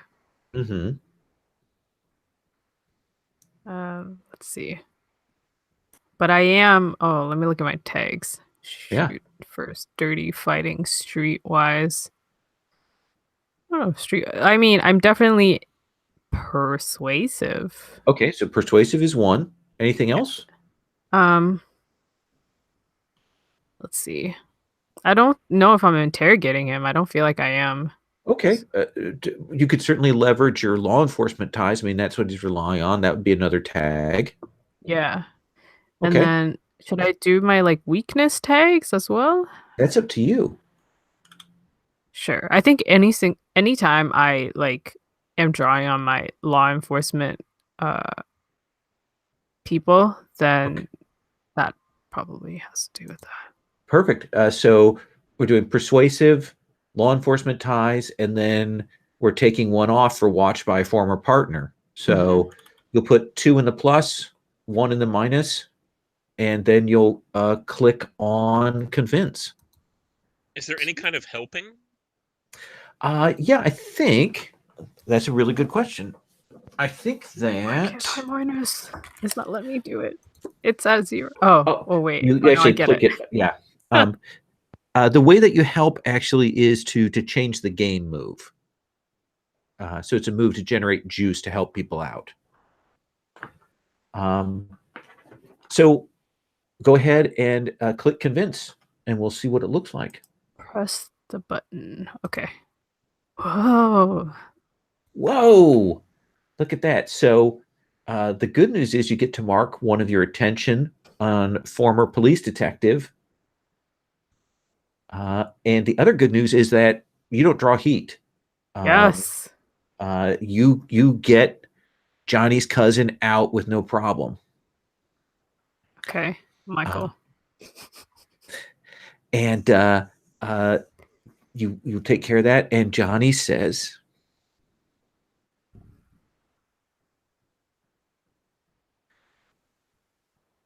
there were 2 killings recently, like high profile things, like deaths. Deaths in killings. Deaths, killings, murders, or accidents. I don't know which, but essentially, there's this guy named Tai Pham, and this other guy who was named. Let me see here. Named Sigwell. They're both like apparently they like both have money, like philanthropios. And here's the thing. The police have kind of kept it quiet because, what I heard is that the deaths were weird. Hmm. And you know, in the city, there's lots of weird shit that goes down, but apparently they're trying to figure out what kind of weird it is. All right. Is that fair? Yeah, I stand up and I like clap him on the back. And I like do the thing to Azita, like, let's get out of here. Okay. So Azita, during this exchange, has been ignoring the both of them and been texting on her phone. Mm-hmm. And it's just been blowing up.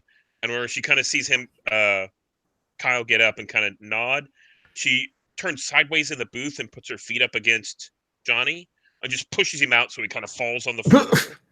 And then kind of, gets up and kind of, gives him a little disdainful shake of the head and takes off with Kyle. Maybe goes to say something, but he takes a look at Kyle and keeps his mouth shut.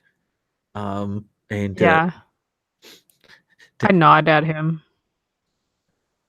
You want to text the girl? Think we got a case. I say that to you, Azita. Yeah, so I think that I continue to text as we're walking out, and I just kind of grunt. Ugh. But yeah, I think that your phone goes off with the group message that we've got a lead. Which I never check. So let's check in with then Irene and I'm going to get names here in a second. It's going to take me just a little bit. Callie, and do a little bit and then go to the call. Does that seem fair? So then let's start with Callie. Callie, some sort of engagement party or something. At this point, I'm just assuming the worst, and I'm like very slowly talking to this maid. Did my mom engage me to someone else and is selling me through you? No, I don't know. No, I don't know. It was hired. There's supposed to be a sort of engagement party, and they hired extra staff. And I'm here, and I don't know why. Please don't fire me. Calm down. Take a deep breath and let it go. I am not my mother. I am not going to fire you. I just want to know what is happening. What exactly did she tell you? That we had to get the whole place ready for the engagement party this weekend. We're having an engagement party in my house this weekend. That's fantastic. And you have no idea who's getting engaged. No. Okay, so there's one of three options. Uh-huh. My idiot mother is getting married to some pretty young thing again. My asshole brother is coming back from Europe for some reason. Or I'm being arranged married in 2018. I want to kill myself. But please don't do that. Oh, no, I won't. Get in trouble if you do that. I just can I continue cleaning? I can clean my own room. Why don't you just go in the kitchen and make something for yourself? Okay. And she relax. tries to get away from you as fast as possible. And I just pick up my phone and I'm ready to call my mother and scream her ear out. And I don't know if we're gonna play that out or if I'm gonna see the text at this point. I think you probably are like dialing your mother and you're just about to now get your strength together to call her when your phone goes off. Uh-huh. And you'll get that group text of we've got a job.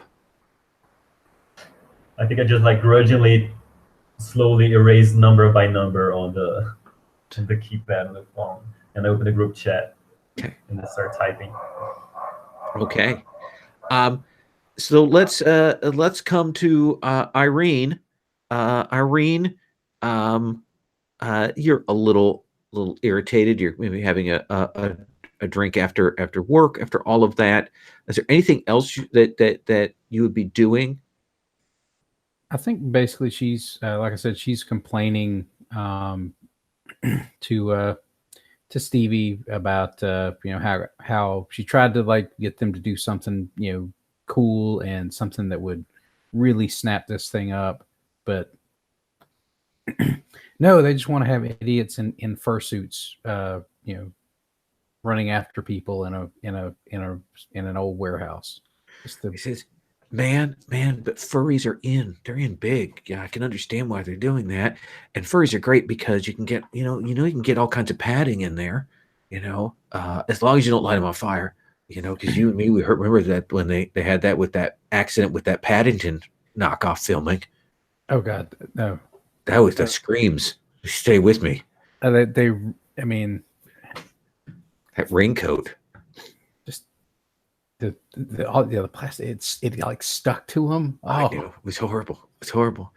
But I don't know if you thought about this, and I may have said this before, but if we were to do like a stunt show, we could really rake in the bucks. The tricky part with those is all the damn permits. To really make money off of those, you've got to have a big venue. And to get a big venue, you got to have all the stinking permits. And this city is just... Here's the thing is, you could let me handle that. And then you would just have to plan the stunts.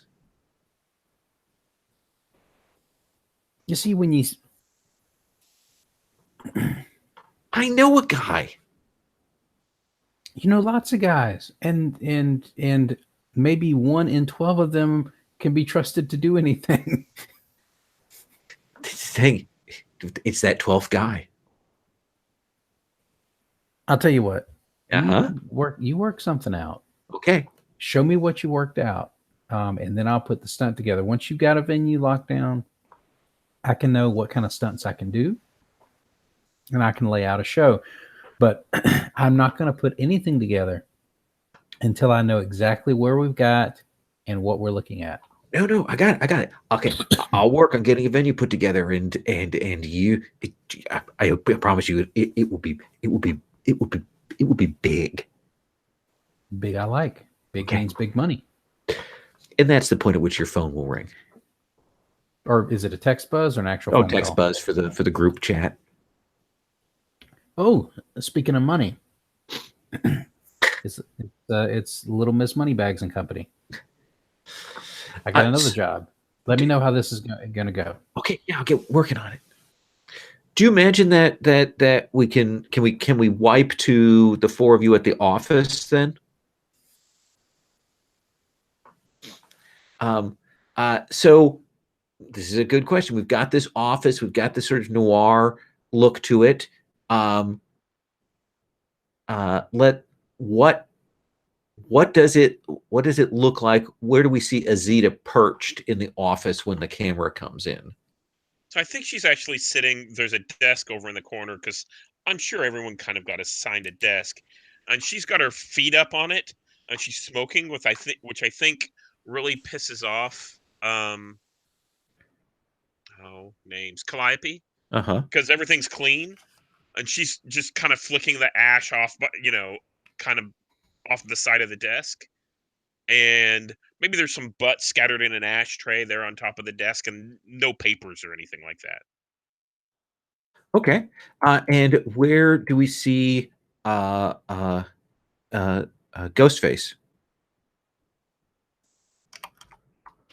I think Kyle is chilling on a couch.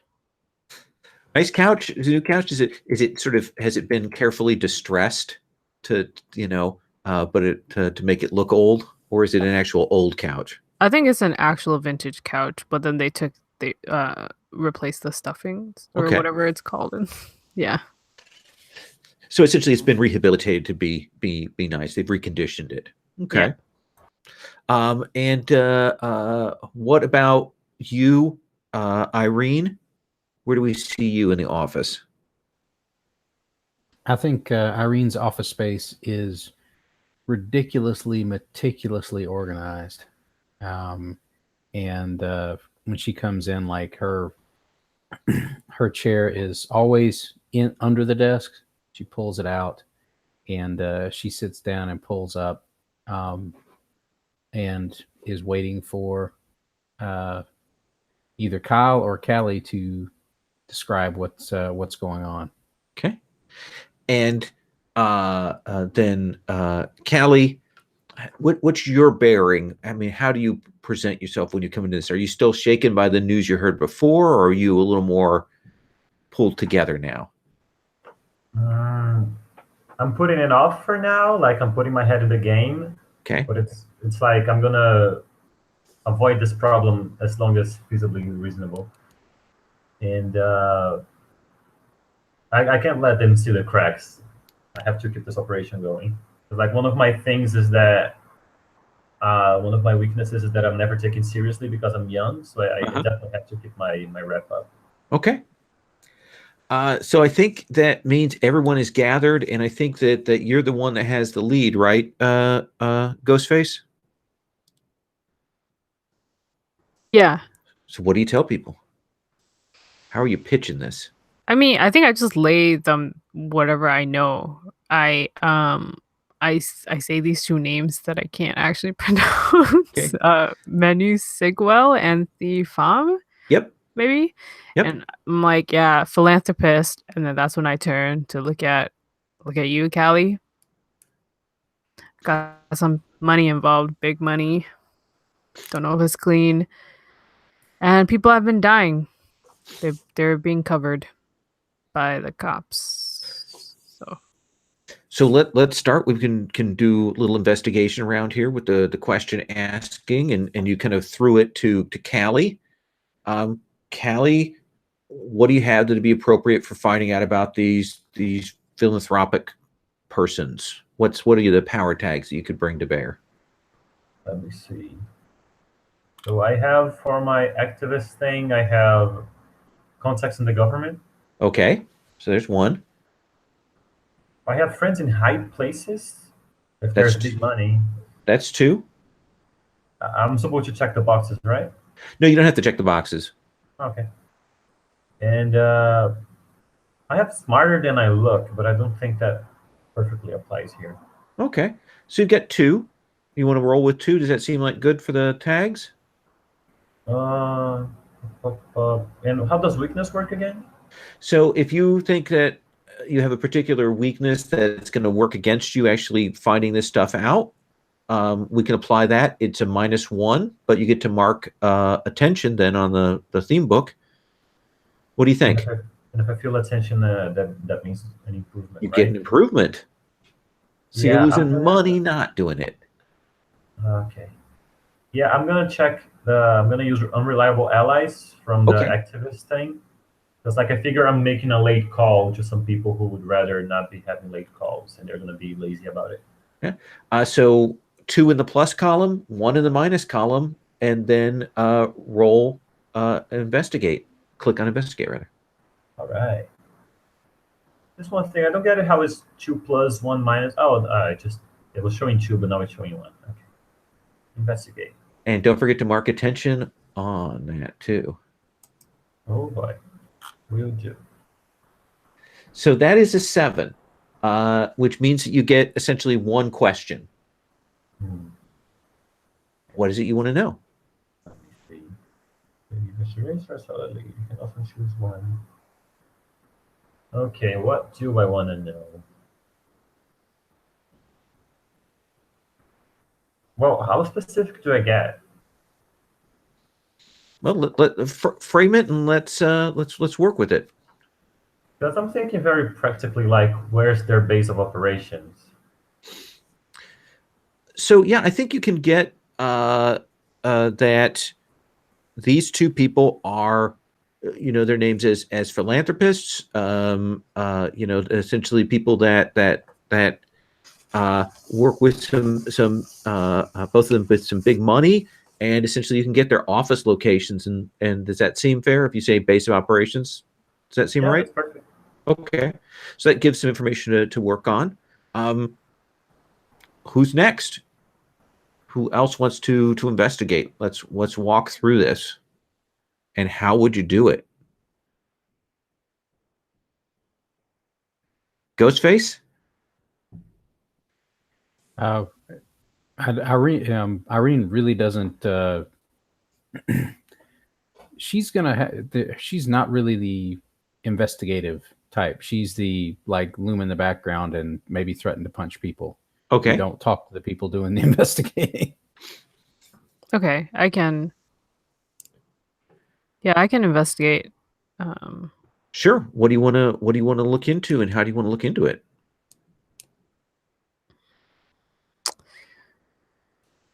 I mean, we know. I want to know about. I want to know if this is linked to mythos. Okay. So, what do you have as power tags that are going to help you figure that out, find out the details, and put it together? Oh, yeah. I'm not. Why does this keep flipping? I'm not sure, to be honest. Because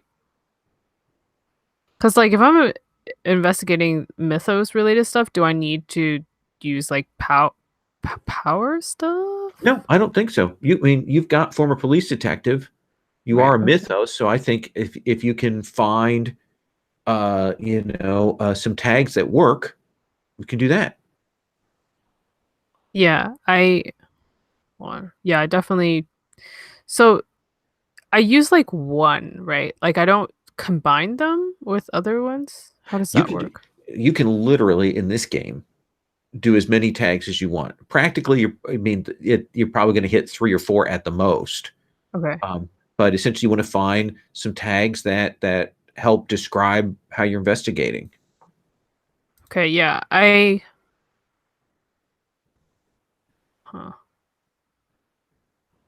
think I'm probably gonna go and find someone that maybe I'm not as cool with the way that I am with Johnny, but Okay.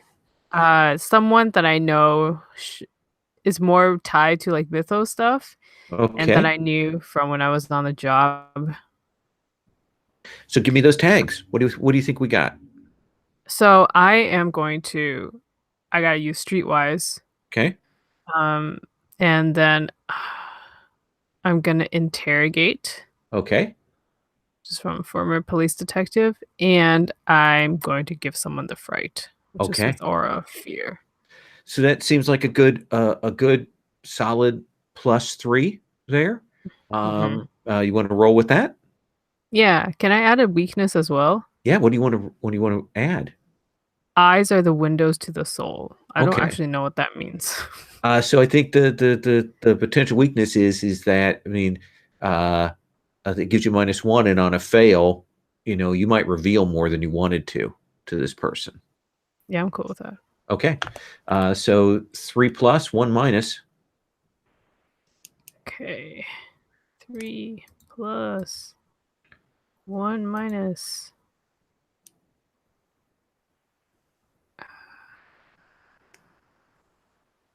And investigate. Okay. Yep. All right. So you are going to get 1 question. Okay. Oh, wait. I think actually I'm looking at Excalibur here. I'm sorry. Let me scroll down. Oh, you're actually going to get, let's see, you would have had 3 pluses, 1 minus. Your power is actually 2. So you're going to get 2 questions. 2 questions. Okay. My question is, what mythos is this related to? So let's kind of frame that in you want to figure out what the mythic detail is here. What's going on? Yeah. Okay. So the police are kind of sitting on this quietly because both of these people died very strangely in very unusual circumstances. The Thifam like tripped over a cat and like went down his stairs and broke his neck. But he doesn't have a cat, and they found cat fur and cat prints, but like there shouldn't have been a cat in the place. And then Manu Sigwell, his car actually went off the road when essentially a bird flew in through the window and went straight into his eyes. Sort of, he had the window cracked down, bird flew in, hit him straight in the eye socket, and he went, car flipped over, and he went off the road. And it's just weird enough that the police are like, watching to see if there's more of a pattern or trying to figure it out. But of course, they don't have the skill set to kind of put this together. But you can see that there's something weird going on there. Mm. So that's your first question. What's your second question? Okay. My second question is, how do I get in contact with the perp, basically? How do you get in contact with the perp? I think the first thing you need to do is we can assume that there is a mystical component to this, right? That's the from your first question. So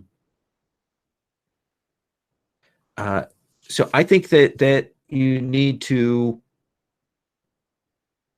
figure out what the connection is between these two people. That if you've got two murder victims, I think the legit answer is there has to be a connection with this weirdness.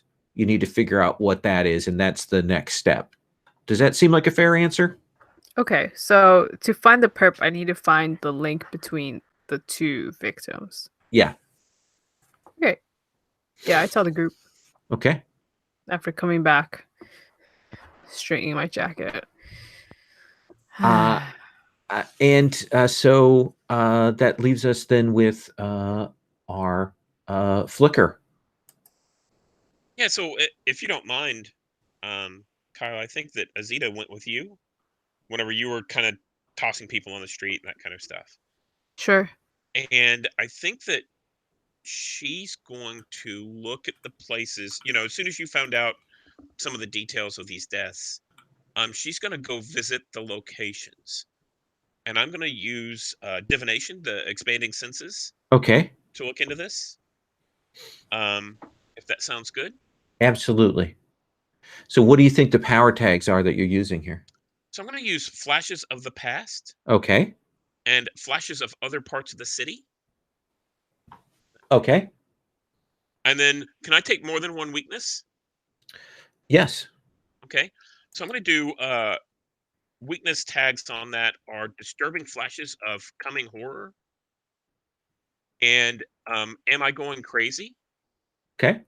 So I think that'll make it a flat roll. Yeah. Whoops. Okay. So my power shows as 2 whenever I put. Oh, there we go. Okay, it didn't update. Okay. And let's see what that looks like. So your total is the 7.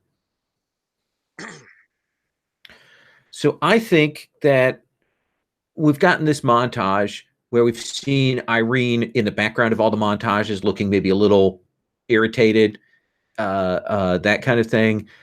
We've seen Calliope, calling and talking to people and getting a little bit of the scoop on these people. And then we've gotten a more active, horrific shakedown being done by Ghostface on some of these people. And then we have you. And what are the visual cues for us at home when we see you flash to something? So I think that my eyes, that are normally pretty sharp, go all white. They kind of fade out, and Azita doesn't respond to anything kind of in her environment, as if she's somewhere else. Okay.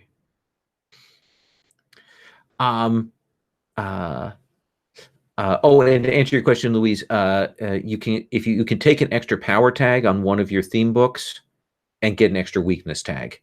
That's one of the character components.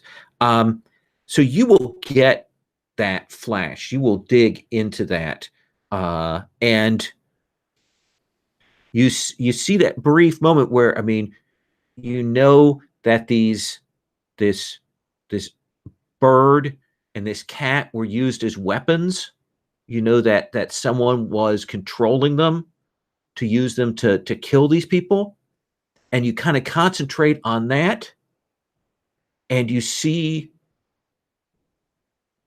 just for a moment before that the image kind of washes out of you with a feeling of dread and terror. You will see this chicken, and it comes stomping towards you, and then it just, you kind of shake out of that. And I think she comes out.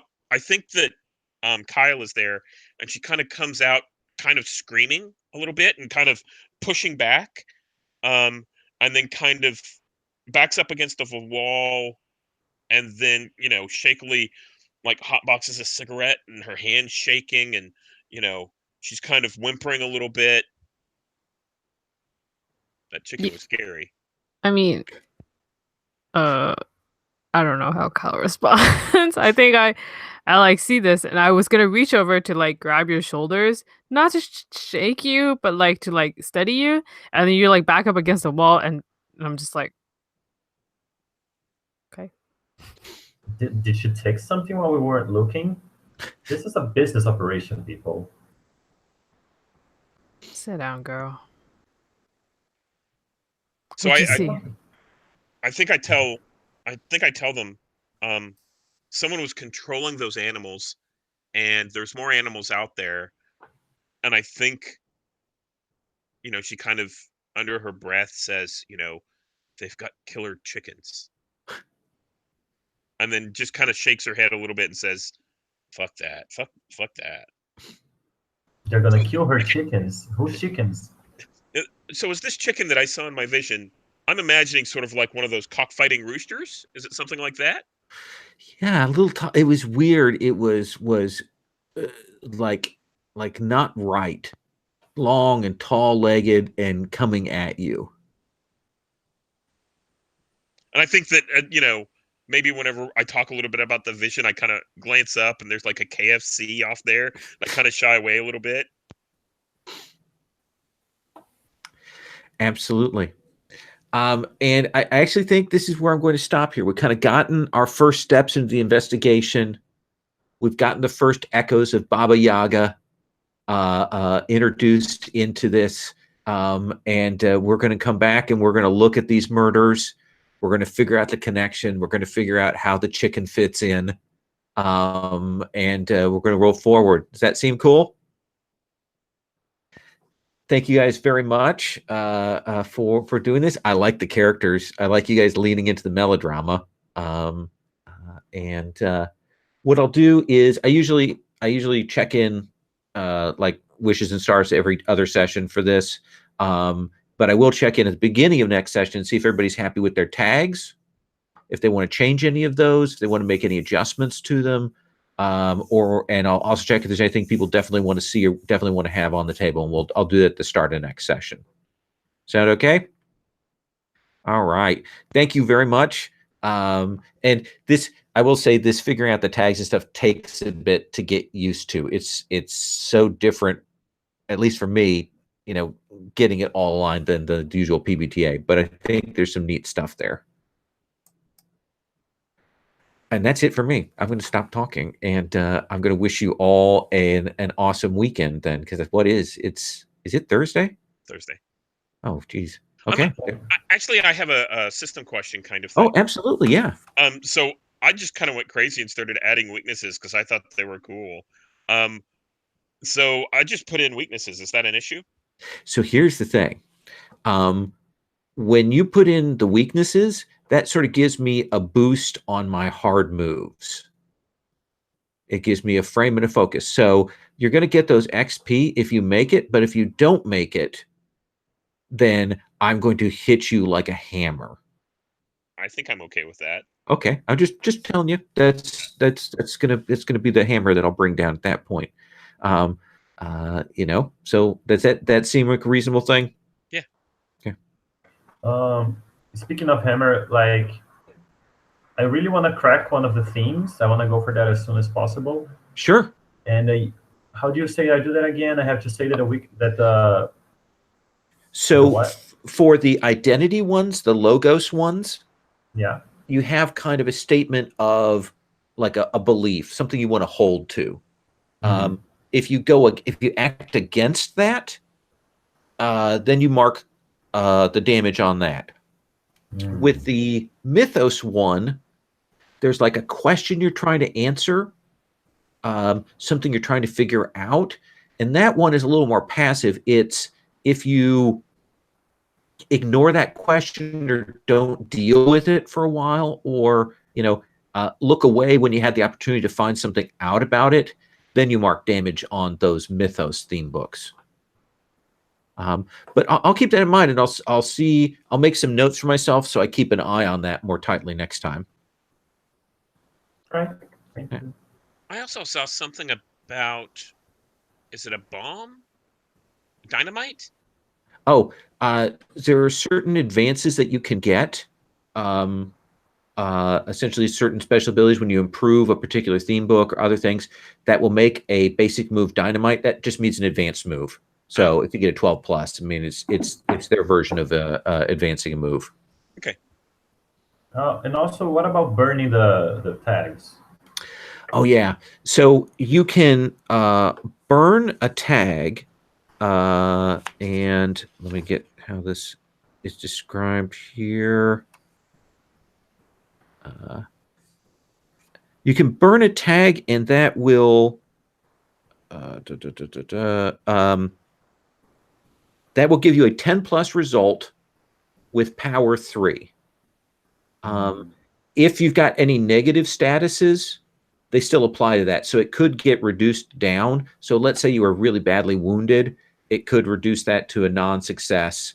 But essentially you burn a tag, and then you have to do a like in between time, a sort of a downtime photo montage to recover those burnt tags. This game actually had a lot of dials. Cool. All right. We'll explore some of those other mechanical bits next time, and we will dig into the mystery further. And there'll be chickens. So we'll see you then. Bye.